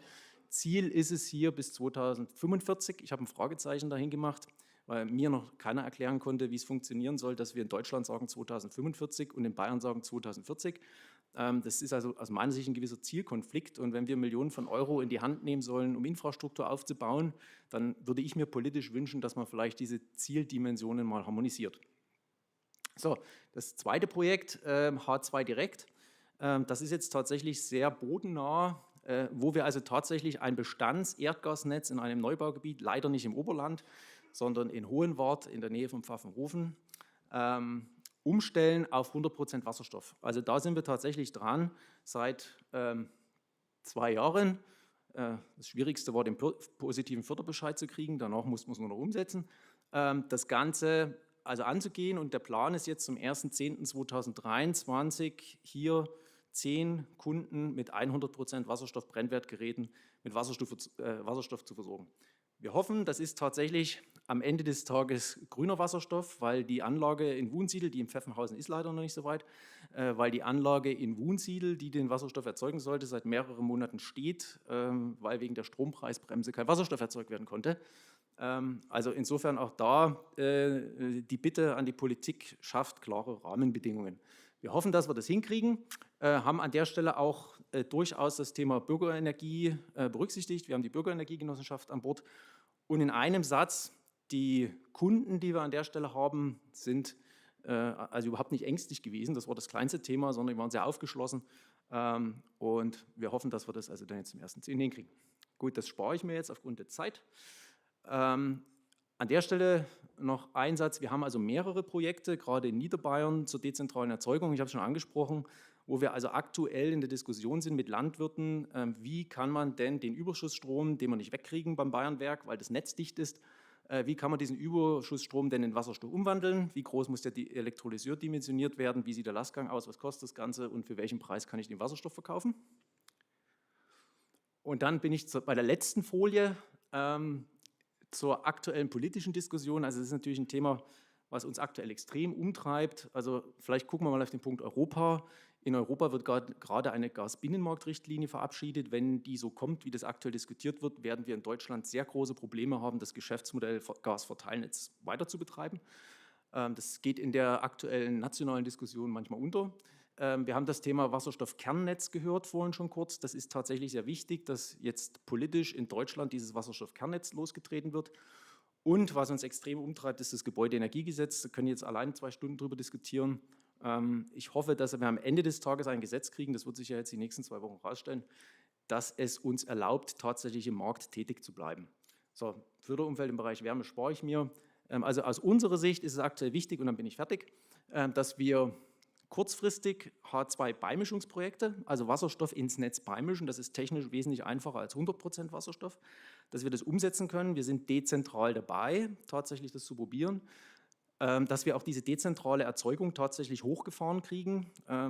Technisch ist das vergleichsweise einfach, wirtschaftlich, regulatorisch ist es schwierig. Und dann muss das Ziel aus unserer Sicht sein, langfristig 100% Wasserstoff in die Netze zu kriegen, wo das wirtschaftlich sinnvoll ist. Ich sage auch ganz klar, das wird nicht jedes Netz sein, aber die Netze, wo es wirtschaftlich sinnvoll ist, das sollten wir versuchen. Danke. Vielen Dank, Herr Schneider. Auch Ihnen, Herr Schneider, vielen Dank. Ich weiß, es ist sehr anstrengend für die Referenten heute hier. Alle Infos, nein, Entschuldigung, ich habe es in der E-Mail, glaube ich, nochmal formuliert gehabt. Aber ich hoffe trotzdem, dass Sie viel mitnehmen können. Und uns war halt wichtig, viele verschiedene Perspektiven heute auch mit zu zeigen. Deswegen heute jetzt hier auch die Perspektive der Netze. Was ich auch toll finde, die Referenten unterstützen sich emotional schon mal hier. Herr Siebach, Sie sind gleich dran. Vorher starten wir noch mit dem Herrn Hubert Kohler von Blueflux. Blueflux ist... Diskussion kommt später mit dazu. Wir haben noch Platz. Genau. Herr Kohler. Sie können schon hochkommen. Wir haben später noch eine Podiumsdiskussion und auch eine Möglichkeit, in den runden Tischen natürlich nochmal in Kontakt zu kommen. Momentan ist uns wichtig, dass auch die Leute am Stream das mitverfolgen können. Und jetzt schaue ich gerade, dass wir die richtigen Folien haben. Da sind wir nämlich, weil der Herr Kohler mit der Firma Blueflux hat ein ganz besonderen Ansatz, glaube ich, wie der Wasserstoff erzeugt werden kann. Und ich darf gestehen, diese Kuh ganz links, die habe ich extra wegen Ihnen mit draufgenommen. Vielleicht können Sie das noch mit aufgreifen. Und ich darf Ihnen übergeben, Ihre 10 Minuten für BlueFlux laufen ab 15:15 Uhr. Vielen Dank, Herr Kohler. Dankeschön. Ja, ein herzliches Willkommen hier zum Wasserstoffgipfel von der Firma BlueFlux Energy AG. Mein Name ist Hubert Kohler, ich bin Vorstand und Gründer der BlueFlux Energy AG und wir haben jetzt sehr viel über Wasserstoff in der Theorie gehört. Jetzt kommen wir dazu, wie gewinnen wir den Wasserstoff denn eigentlich? Und wir haben uns vor 12 Jahren auf den Weg gemacht, grünen Wasserstoff zu erzeugen. Da hat noch keiner an Wasserstoff gedacht oder viele schon und da ist er schon das 3. Mal gestorben, der Wasserstoff. Und wir haben damals angefangen mit Methanisierung von Biogas. Wir wollten die Biogasanlagen retten und haben dann mit mikrobiologischer Methanisierung versucht, das CO2 im Biogas umzuwandeln in Biomethan. Das ist uns dann auch sehr gut gelungen an der Stelle. Wir haben das Biogas aufreinigen können auf 96% Reinheit, haben das auch direkt einspeisen können, haben da eine Pilotanlage bei der Firma Emter in Schongau errichtet. Das war alles super, nur war der Wasserstoff viel zu teuer und haben uns eben dann 2013 auf den Weg gemacht, regenerativen Wasserstoff zu erzeugen. Man hört ja heute überwiegend nur Elektrolyse, Elektrolyse, Elektrolyse. Wir haben ein viel schöneres Projekt. Wir können nämlich Wasserstoff aus erneuerbaren Rohstoffen machen, Gülle, Mist, Klärschlamm, braune Tonne. Es ist in unseren organischen Reststoffen so viel Energie vorhanden mit Kohlenwasserstoffketten, die wir aufbrechen, dass wir einen Großteil der Energie, die wir benötigen in Form von Wasserstoff, dezentral und regional erzeugen können. Gerade im landwirtschaftlich geprägten Gebieten wie hier im Weil am Schongau oder Bad Tölz ist es natürlich prädestiniert, diese Technologie. Wir sehen hier, das ist der Prototyp, das war die erste Anlage, die haben wir 2015 gebaut, gefördert vom Bayerischen Wirtschaftsministerium, die das Projekt seit 2012 eigentlich mit begleiten und fördern. Also wir haben am 17.07. kommt der Herr Aiwanger zu uns, da nehmen wir den ersten Teil unserer Anlage in Betrieb.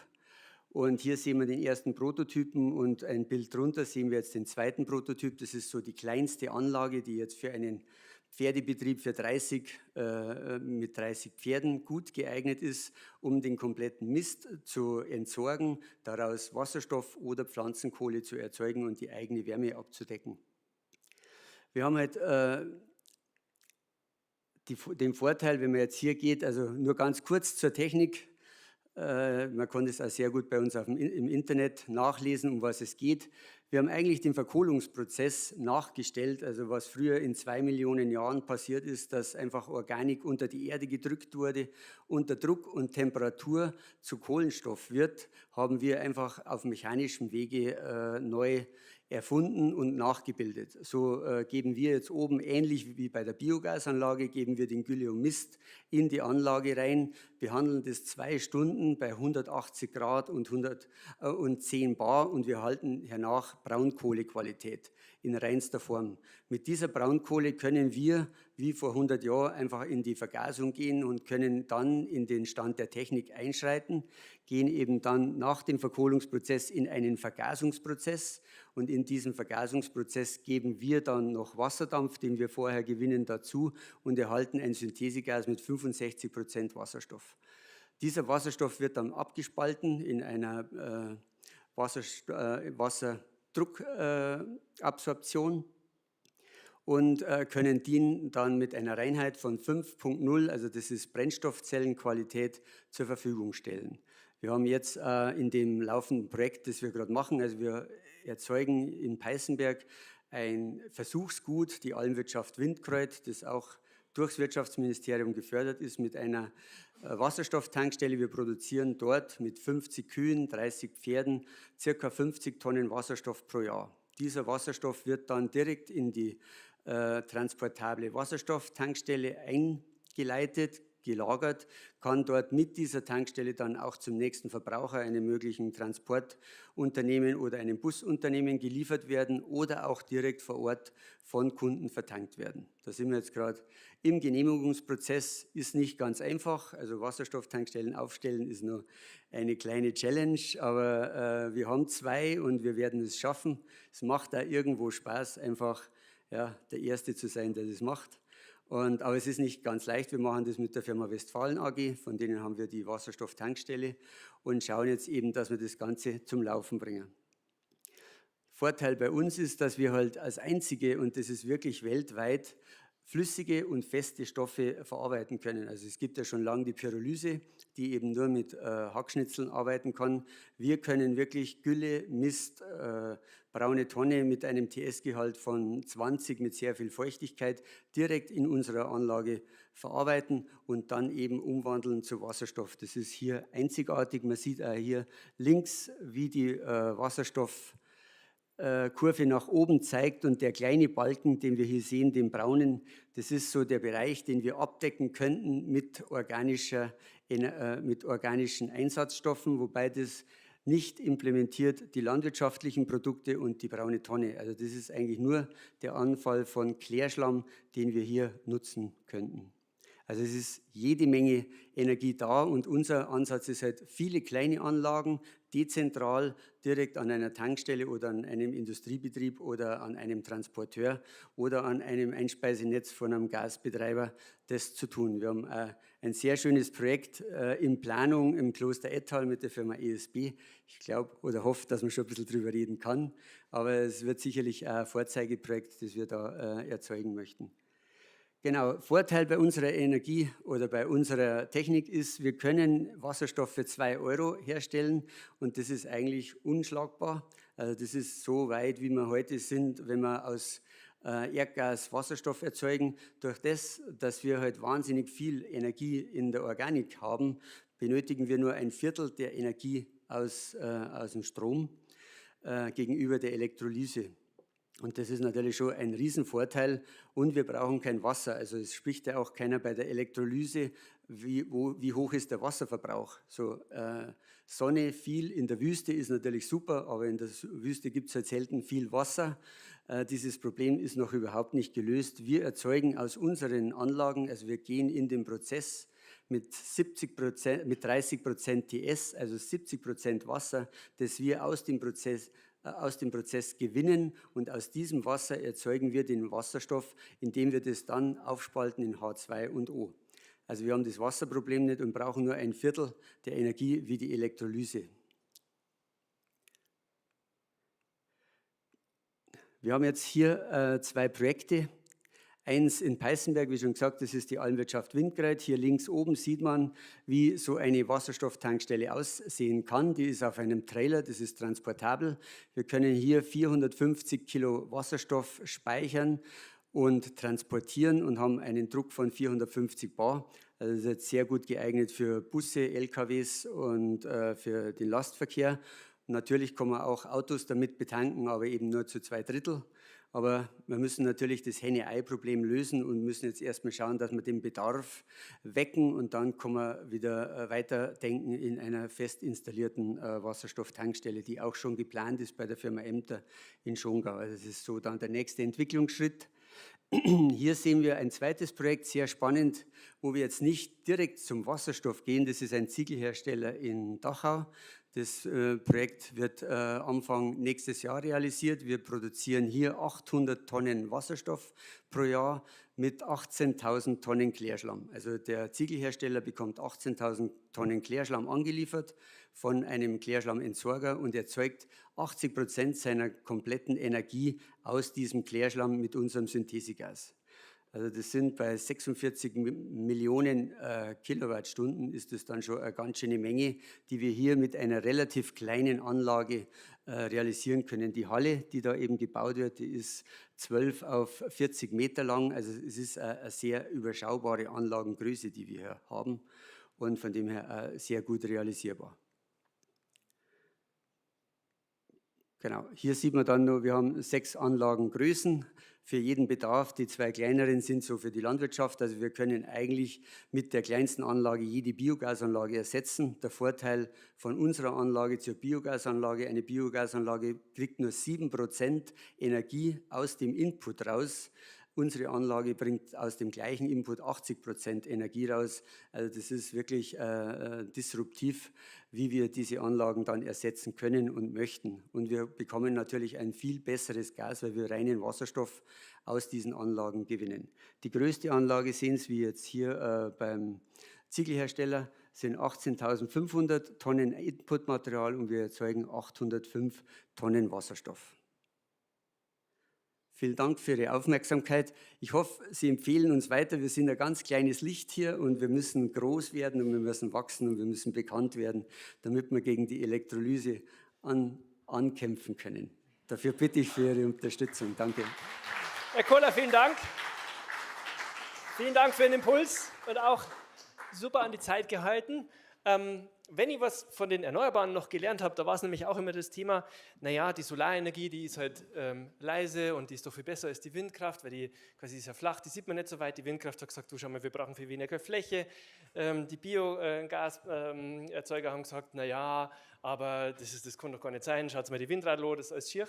Ich glaube, der Punkt, der Schlüssel liegt schon mal darin, Wasserstoff, glaube ich, kommt jetzt schon ein bisschen durch, ist der Mix und wahrscheinlich alle miteinander. Jede Initiative zählt und deswegen, glaube ich, kann man sie schon auch als Shootingstar im Oberland für das Thema bezeichnen. Ich darf gleich überleiten. Wir haben nämlich noch einen Vortrag, einen Impuls vorbereitet und zwar hat sich der Herr Dr. Seebach Folgendes gedacht: Wenn die Zeit so kurz ist, packe ich alles in den Titel. Clever, Herr Seebach. Also wenn Sie noch was dazu sagen wollen, gerne. Aber ich glaube, wir steigern uns ja auch. Beim Klimafrühling, glaube ich, haben wir 1,5 Minuten gehabt. Jetzt haben wir 10 Minuten. 10 Minuten. Herr Seebach, das wird einfach gut. Also von dem her, ich darf übergeben an Dr. Seebach von der Firma White Energy und Sie werden uns ein bisschen was über das auch Pilotvorhaben, genau, mit dem Großen geht es weiter, in Icking erzählen, aber auch natürlich über Quartiere, weil man kann bei Ihnen schon ein Wasserstoffhaus anschauen, wenn man will. Genau, vielen Dank, Herr Drechselmeier, vielen Dank, meine Damen und Herren. Es wurde jetzt schon ganz viel im Vorfeld gesprochen. Ich finde, wir kommen jetzt von der Flughöhe über das Gasnetz sozusagen direkt ins Gebäude. Langsam, müssen Sie mir noch die richtige Folie einblenden. Wir haben uns zum Ziel gesetzt, also zu meinem Hintergrund, ich habe viele Jahre Gasaufbereitung und Einspeisung gemacht, habe mich auch mit Biomethanhandel beschäftigt und bin eben so vom grünen Gas dann zum grünen Wasserstoff gekommen und bin gleichzeitig auch Mitgründer von H2 Süd, die Wasserstoffinitiative Bayern und Baden-Württemberg, wo wir sehr intensiv diskutieren, dass wir eben die Gasnetze brauchen. Deswegen habe ich vorher auch den Applaus gespendet von Herrn Schneider, weil wir brauchen dringend unsere Gasnetze, die wir eben dekarbonisieren müssen, um die Dunkelflaute, die Winterlücke zu schließen. Also ich glaube, das ist eine wesentliche Erkenntnis jetzt in dem ganzen Thema, wenn wir uns mit Wasserstoff beschäftigen, dass wir einen Energieträger brauchen, der eben grundlastfähig ist. Und insofern kann Wasserstoff genau diese Rolle erfüllen, um dann nämlich mit der Brennstoffzelle Strom und Wärme zu machen. Und das ist sozusagen jetzt, vielen Dank, auch sozusagen der Vorspann. Wir sehen uns sozusagen als Insel jetzt im Moment noch, aber als Projekt, wie man Wasserstoff auch in die Gebäude bringen kann. Wir machen in Irschenhausen Wasserstoff selber sozusagen und haben uns über das Gebäude jetzt mit dem gesamten Thema weitergehend beschäftigt und stellen die Frage, wie kann man sozusagen Wasserstoff auch in die Immobilienwirtschaft bringen. Um es gleich vorweg zu sagen, unsere Idee ist nicht, dass wir Wasserstoff thermisch verwenden, sondern immer eigentlich über einen Elektrolyseprozess gehen, insofern sinnvoll. Dass wir dekarbonisieren müssen, haben wir heute auch schon vielfach angesprochen. Wir haben in Deutschland 80–90% unserer Gebäude sind Bestandsgebäude. Das heißt, diese Gebäude müssen auch dekarbonisiert werden. Dafür gibt es auch insbesondere im Immobilienbereich sehr viel Regulatorik und Anforderungen. Und man spricht dann immer über den CO2-Ausstoß pro Quadratmeter. Das ist sozusagen die Kenngröße in der Immobilienwirtschaft. Und dafür gibt es eben auch eine europäische Regulation. Herr Zahner hat es vorher auch schon deutlich gezeigt. Wir haben sozusagen genug Energie, also auch in unserem Gebäude, was 230 Quadratmeter Dachfläche hat. Aber die Schwierigkeit ist, wie kriegen wir jetzt die tolle Energie vom Sommer in den Winter? Deswegen haben wir uns überlegt, dass wir eben in dem Gebäude einen Langzeitspeicher aufbauen wollen, nämlich mit Wasserstoff. Das ist eigentlich so die Herausforderung, Tag-Nacht nehmen wir mit der ganz klassischen Batterie, und wir haben ein dreistufiges Speichersystem entwickelt. Ganz klassisch natürlich die Tag-Nacht-Autarkie mit einer 13 Kilowattstunden Lithium-Ionen-Batterie. Wir haben auch Elektromobilität im Haus. Das zweite ist unsere Wärmebatterie, haben wir das genannt. Wir haben einen großen Pufferspeicher mit fast 1000 Liter Wasser, wo wir eben auch thermische Energie zwischenspeichern können. Sozusagen vom Dach, wir haben eine Wärmepumpe und einen Heizstab. Das wäre dann Power-to-Heat, der klassische Prozess. Aber wir haben dann immer noch genügend Energie übrig. Wir erzeugen an guten Tagen 100, 120 Kilowattstunden pro Tag und brauchen tun wir dann 15 bis 20, je nachdem, also ohne Sektorenkopplung, also ohne Heizen und ohne Mobilität. Und diesen Überschussstrom, den nutzen wir eben dann im Sommer, insbesondere um halt Wasserstoff zu erzeugen, also sozusagen vor Ort. Wichtig ist, dass er eben grün ist mit Solarstrom, und wenn wir dann immer noch Strom übrig haben, dann wird es eben eingespeist. Also die Grundidee hier in unserem Haus, oder das kann man jetzt eigentlich auch verallgemeinern, eine Immobilie wird zukünftig eigentlich zu einem kleinen Kraftwerk, kann man sagen. Und wenn wir jetzt noch ein Stück weiter gehen, dann werden wir irgendwann zeitvariable Stromtarife bekommen. Also die Regulatorik gibt es dort schon. Das heißt, wir werden auch in kleineren Einheiten an der Börsenpreissituation teilhaben können. Das heißt, wir haben negative Strompreise, wenn zu viel Strom im Netz ist, oder hohe Preise, wenn zu wenig ist. Und die Idee hinter diesem Konzept ist, dass wir eben dieses Haus mit als Speicher verwenden. Sozusagen, wir haben ja 3 große Speicher, eben Batteriespeicher, Wärmespeicher und Wasserstoffspeicher, und dass wir eben das Haus dann auch sozusagen gedanklich schon mal netzreaktiv denken. In der Kleinheit hat es noch keinen wirklichen Effekt, aber wenn wir jetzt denken, das System können wir auf Quartiere oder auf Regionen übertragen, dann wird eigentlich sehr schnell klar, dass durch entsprechende Steuerung wir auch in den Häusern einen Beitrag leisten können. Und so sind wir eben dann auf das Thema Wasserstoff gekommen, weil wir haben es vorher schon angesprochen, wir können 13 Kilowattstunden Energie in der Batterie speichern, aber ungefähr 1000 Kilowattstunden in unseren Gasflaschen dann bei 300 bar. Um das alles zu managen, haben wir auch ein Energiemanagementsystem entwickelt, das sozusagen mit der Solarenergie und den Verbräuchen sozusagen im Haus die Energie so allokiert, dass sie möglichst an die Stellen kommt, wo eben ein hoher CO2-Verbrauch im Gebäude stattfindet, um diesen Faktor nach unten zu bekommen. Das heißt, geht primär dann in die Wärmepumpe, aber auch in die Mobilität. Und so könnten wir dann eben mehrere Gebäude im nächsten Schritt, wenn man sozusagen mehrere Gebäude anschließt an so ein System oder auch die Produktion mit reinnimmt, dezentrale Regionen auch beginnen zu steuern. Und wir hatten jetzt viele Vorträge schon gehört, dass wir eben, wenn wir denn die PV und den Wind ausbauen, halt auch unsere Stromnetze heute schon an die Leistungsgrenze bringen. Das heißt, die dezentrale Speicherung ist ein wesentlicher Teil. Und so sieht das aus. Das Haus, Bestandsgebäude, 1960 erbaut worden, zweigeschossig, große Dachfläche, Ost-West-Ausrichtung. Wir haben dort eine 30 kW Peak-Anlage drauf, haben im Keller 2 Elektrolyseure von Enapter, also 2 mal 2,5 kW, so 5 Kilowattstunden, die sozusagen komplett autark dort aufgestellt sind. Flaschenbündel im Hochdruckbereich und eine Brennstoffzelle, die nachher quasi diesen grünen Wasserstoff eben wieder in Strom und Wärme zurückverwandelt. Ich habe noch ein paar Bilder mitgebracht, dass man das mal sieht. Unten links sieht man jetzt das Kabinett, das ist, also das nennt man so, ein 19 Zoll Schrank, das ist ein Serverschrank. Und dort sind in den unteren beiden Modulen, ganz unten ist der Lüfter, dann kommen die beiden Elektrolysemodule und ganz oben ist dann die Brennstoffzelle. Das heißt relativ kompakt und hinterm Haus sozusagen überdacht mit entsprechender Brandschutzauflage. Oben drüber sind unsere Flaschen, ganz normale Industrieflaschen, die wir bei Gasepartner erworben haben. Geht 50 Liter rein, sind sozusagen auch zugelassen für den Straßentransport. Die haben wir dort stationär entsprechend aufgestellt und wurden von einem Fachunternehmen vor Ort und aufgebaut.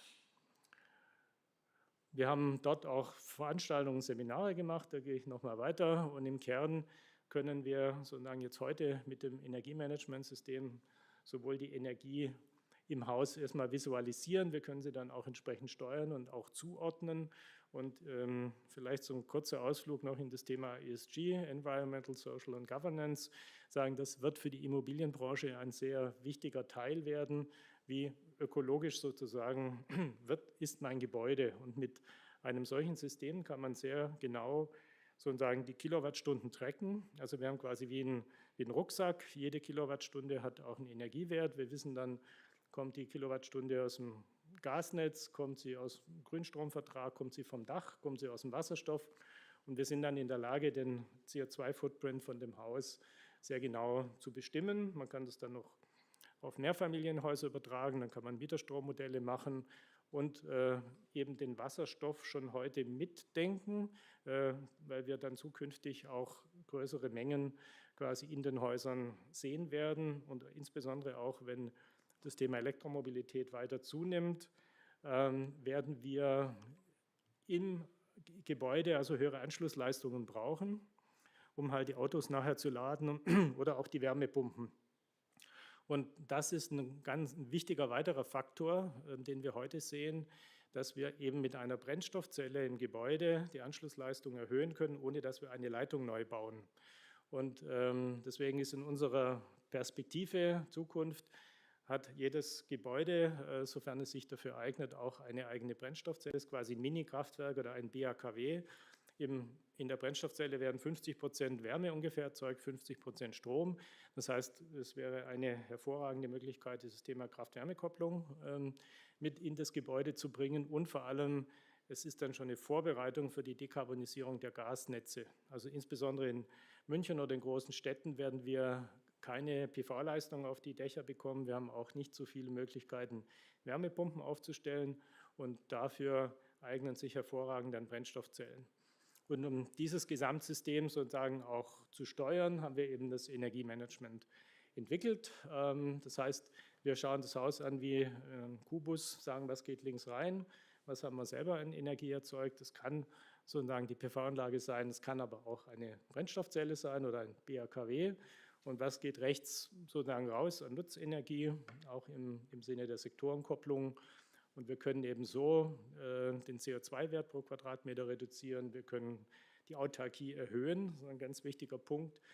Unsere Wechselrichter im Haus sind alle schwarzstartfähig. Das heißt, bei Stromausfall entkoppeln sich die Wechselrichter vom Netz und können ein eigenes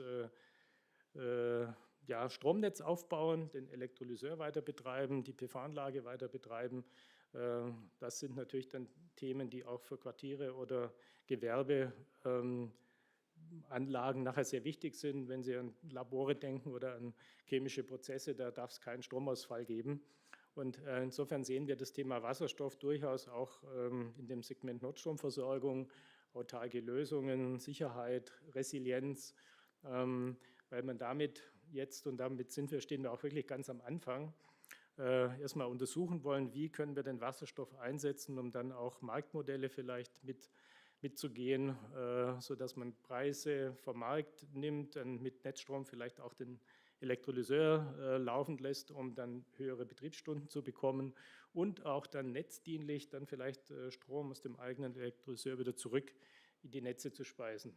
Also ich habe jetzt bewusst den Bogen mal ziemlich aufgemacht, weil das Thema war ja auch Wasserstoff im Quartier, im Gebäude. Wir sagen ganz klar ja, aber nicht in erster Linie, um ihn thermisch zu nutzen. Das wird sicher auch der Fall sein, aber die Grundidee ist sozusagen diese Anschlussleistung erhöhen und auch Flexibilitäten zu schaffen. Und dafür ist Wasserstoff hervorragend geeignet. Und wenn wir heute beginnen, dann sind wir auch gerüstet, wenn Herr Schneider dann irgendwann soweit ist und wir über den Hydrogen Backbone unseren Importwasserstoff aus Spanien und über die verschiedenen Routen nach Deutschland kriegen, dann können wir sagen, ja, wir haben schon ein Gerät im Keller, was das kann. Also auch unsere Gasbrennwerttherme ist H2-ready und insofern arbeiten wir mit der Firma Fissmann zusammen, wollen wir eben hier auch zeigen, dass dieses Thema auch in die stationäre Gebäude- oder in die Immobilienwirtschaft gehört und auch hier neue Anwendungen aufzeigen. Vielen Dank. Dank, Herr Dr. Seebach. Sie dürfen gleich oben auf der Bühne bleiben und ich darf gerne noch die Referenten, Impulsgeber auch mit auf die Bühne bitten. Herr Seebach, Sie dürfen hier bleiben. Achso, wenn Sie auch noch was zum Trinken wollen, wir haben nämlich auch noch was zu trinken hier. Und ich versuche in der Zwischenzeit kurz umzustellen, damit wir auch den Herrn Dürr wieder zuschalten können. Gerne Platz nehmen. Gerne links von mir Platz nehmen, weil da haben wir jetzt, glaube ich, schon die Mikros aufgestellt. Und ich versuche mal in der Zwischenzeit so. Das gerne, ja. Genau. Elisabeth, kannst du mir gefallen? Oh, ja, Gläser ausschenken für die. Und dann schauen wir, ob das klappt, dass ich den Herrn Dürr nochmal dazu hole. Herr Dürr, können Sie uns hören? Oder ist er im anderen Meeting gelandet? Wenn nicht, dann... Ah ja, hallo Herr Dürr. So, Tor in Bad Tölz, pardon. Jetzt können Sie uns hören? Wir hören Sie noch nicht. Liegt es daran, dass ich Sie da stumm schalte? Wenn Sie noch mal was sagen? Hallo, hallo? Ich kann Sie hören. Okay, dann muss ich Sie mal anschalten und Sie können gerne Ihren Bildschirm, den Sie geteilt haben, beenden. Genau, Na dann klar. haben wir Sie groß mit drauf. So, und Sie heben einfach die Hand, wenn Sie was sagen wollen oder einen Beitrag dazu haben. Vorweg habe ich für die Podiumsteilnehmer eine Frage. Und zwar, was ist denn Ihre Lieblingsfarbe? Ich habe da im Angebot Pink, Gelb, Grün, Türkis, glaube ich, Sie dürfen gerne ziehen. Jeder zieht sich eine Zahl, oder eine Farbe. Und weil wir schon eben mitbekommen haben, dass es sich bei dem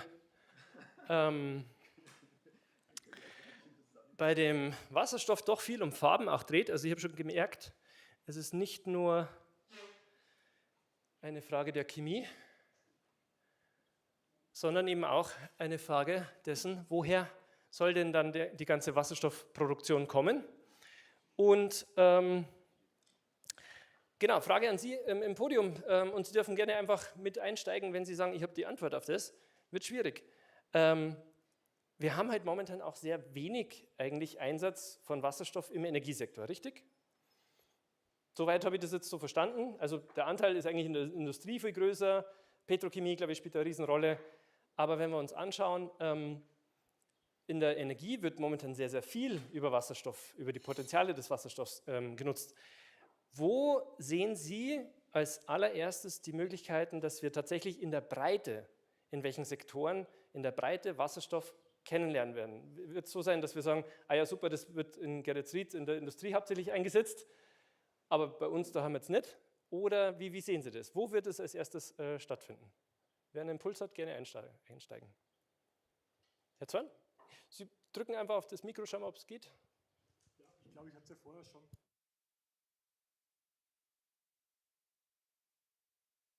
Ich habe es vorher in meinem Vortrag schon erwähnt, dass für uns der klassische industrielle Einsatz, der ist gegeben, den gibt es ja heute schon, aber wo jetzt kurzfristig aus unserer Sicht das meiste Wachstumspotenzial ist die Mobilität, Schwerlastmobilität. Mobilität? Ja. Stimmen da die anderen zu? Stimmen die anderen zu? Nein? Der Herr Schneider schüttelt den Kopf. Ja, also wir werden es sicherlich sehen. Wir machen seit 15 Jahren Erdgastankstellen. Ich war lange ein Verfechter der Erdgasmobilität. Inzwischen haben wir den letzten namhaften Hersteller verloren, der Erdgasfahrzeuge baut. Ob sich das im Schwerlastverkehr, da haben wir natürlich das Thema Batterie versus Wasserstoff dann etabliert, werden wir sehen. Kann sein. Ich hoffe, dass wir vorher wohlgemerkt, den Wasserstoff an anderen Stellen einsetzen. Wir sind, ich habe das ja vorhin versucht anzudeuten, durchaus dabei, jetzt da Pläne zu erarbeiten, wie wir den Wasserstoff dann in unsere Netze kriegen. Und in dem Netz sind halt, das war das, was ich vorhin versucht habe anzudeuten, dann ganz verschiedene Kunden dran. Da haben wir heute auch Erdgastankstellen in dem Netz noch. Und insofern hoffen wir, dass wenn der Wasserstoff kommt, wir für alle Kunden, die ihn haben wollen, ihn zu erschwinglichen Preisen zur Verfügung stellen können. Also für uns ist eher die Frage, kriegen wir die Mengen auf der Zeitschiene so geliefert, dezentral erzeugt und über Import, dass wir einen Dekarbonisierungspfad aufmachen können. Und da müssen wir eben dieses ja auch an vielen Stellen schon zitierte Henne-Ei-Problem durchschlagen. Henne-Ei, ja, gerne, Herr Zorn noch. Da vielleicht kurz darauf reagieren. Also ich glaube, am Ende des Tages ist es egal, wer recht hat, Hauptsache es passiert was. Genau. Danke. Jetzt mal vielleicht nochmal zur Perspektive Wasserstoffmobilität.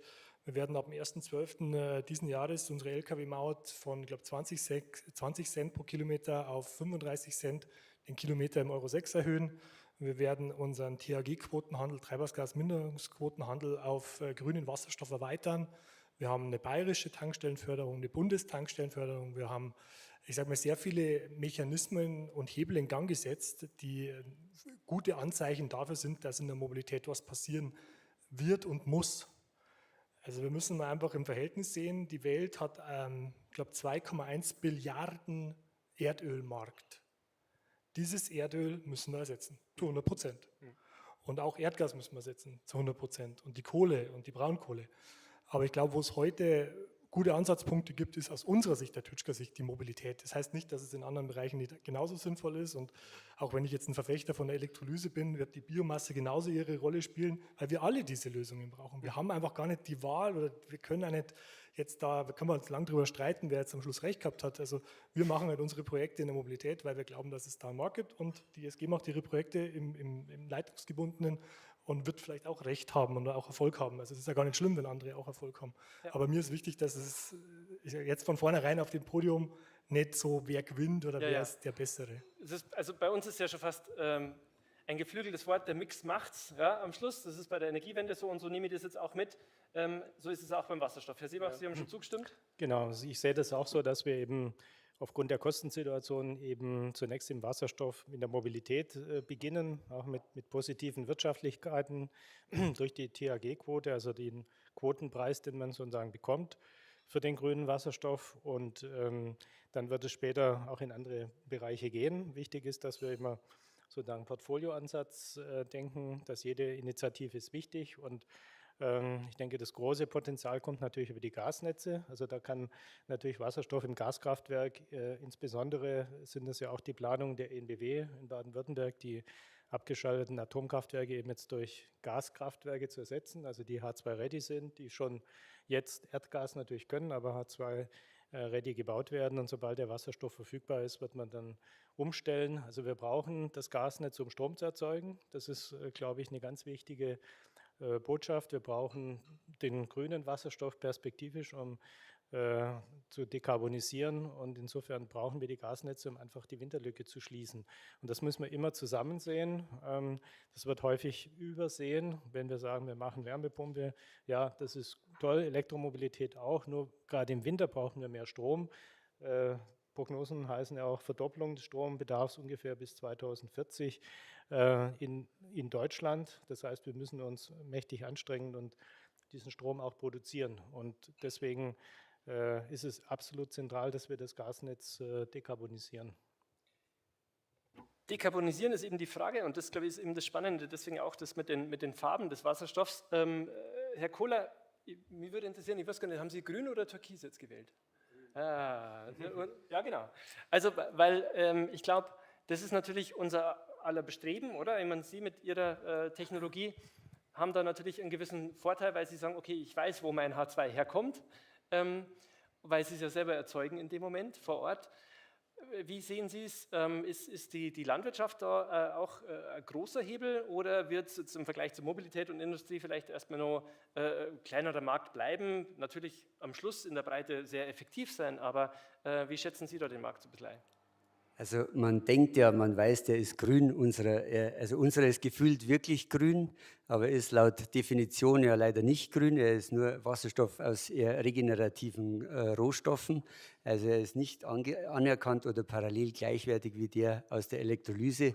Das ist erst schon mal schon schwierig nachzuvollziehen. Aber wir bekommen alle THG-Quoten, wir bekommen alle Förderungen und das ist eigentlich wieder die positive Geschichte an dem.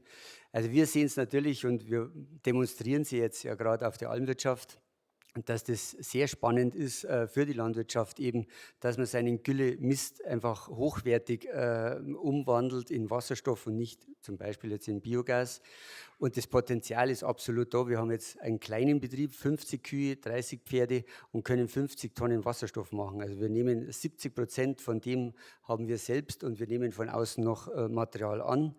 Wenn man natürlich jetzt größere Betriebe hat, kann man das natürlich unendlich steigern, wobei wir hier ein bisschen einen ethischen Grundsatz haben. Unsere Maximal-Tierbestandsgröße ist 250, weil wir können natürlich 40.000 Kühe ist bei uns auch kein Problem. Wir können alles machen und es gibt kein Gülleproblem mehr.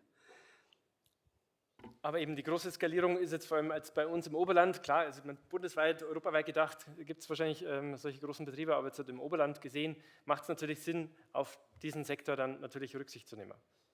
Genau, das ist ja unsere bäuerliche Struktur, die wir derzeit haben und die auch Sinn macht. Und die Landwirtschaft muss ja in den Delikatessenmarkt einsteigen und die Energie ist eigentlich, also der Landwirt wird Energiewirt und nicht einfach nur Landwirt und da müssen wir hinkommen und dann ist das auch ein ganz anderes Standing von der Landwirtschaft und auch das wollen wir demonstrieren.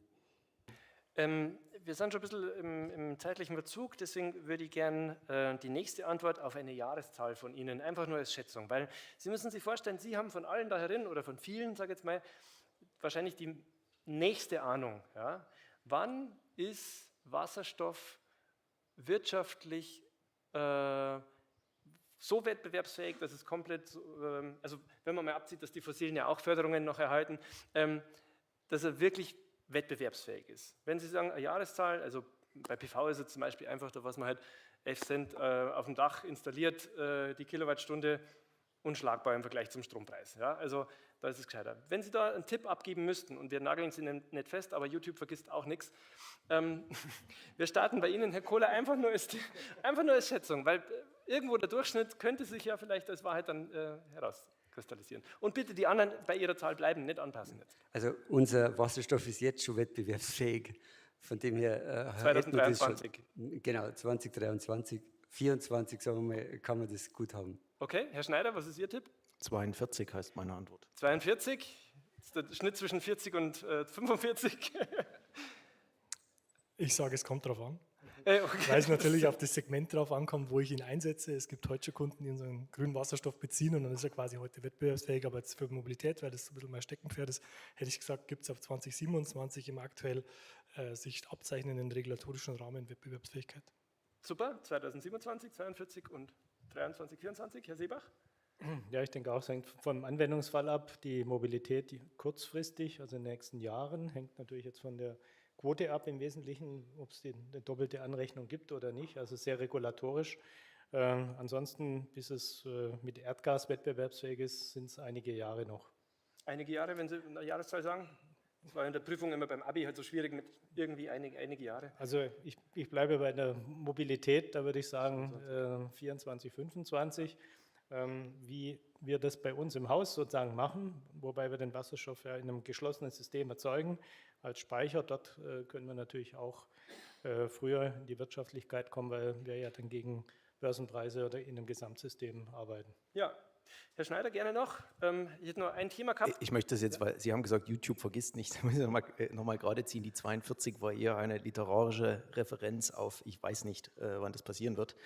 Also insofern möchte ich das vielleicht, was die Kollegen gesagt haben, aufgreifen. Das hängt von diversen Sachen ab. Das hängt davon ab, wie sich der Marktpreis für die anderen Commodities entwickelt, der Strompreis, der Gaspreis. Es hängt davon ab, wie schnell wir dann tatsächlich Mengen entweder dezentral erzeugt kriegen oder importiert kriegen. Aus meiner Sicht ist es wichtig, dass man sagt, der Wasserstoffpreis muss marktfähig sein. Also er kann nicht teurer sein, weil dann werden wir den Durchbruch nicht schaffen als der Strompreis, wenn ich jetzt in Richtung Wärmepumpe denke, oder eben für die Industriekunden, die dann tatsächlich den Prozessgas benötigen, als das, was wir heute im Gasbereich haben. Also insofern kann ich Ihnen mit einer Jahreszahl nicht wirklich dienen.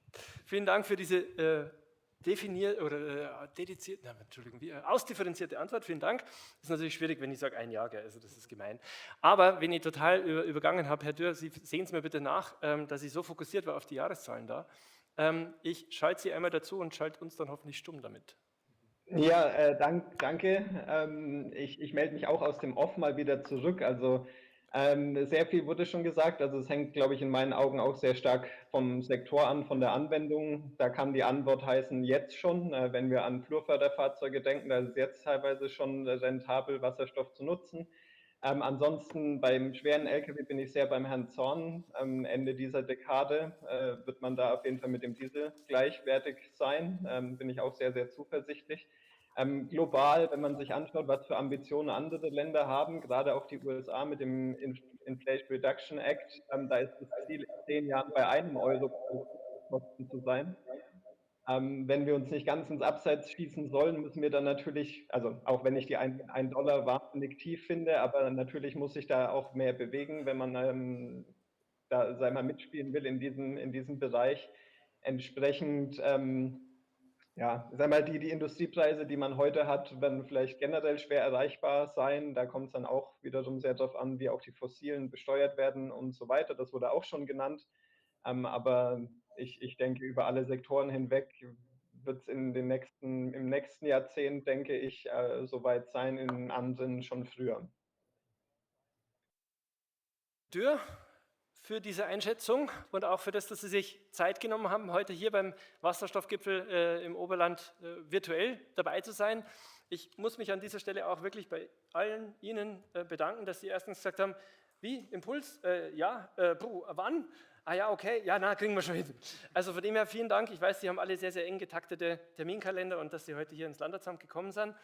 Sie sind hoffentlich noch bei den runden Tischen mit dabei. Sofern Sie noch Zeit haben, würden wir uns wirklich sehr freuen. Und an dieser Stelle darf ich auch wirklich dem ganzen Team vom Landratsamt vielen, vielen Dank aussprechen für das, dass wir heute hier sein dürfen, dass wir so toll empfangen worden sind, die Technik als so wunderbar bis jetzt funktioniert hat. Gell, Felix? Hat funktioniert? Dann dir auch einen riesen Dank für den Stream. Und einfach einen großen Applaus bitte einmal für unsere Referenten des heutigen Tages und alle, die an diesem Tag mitgewirkt haben.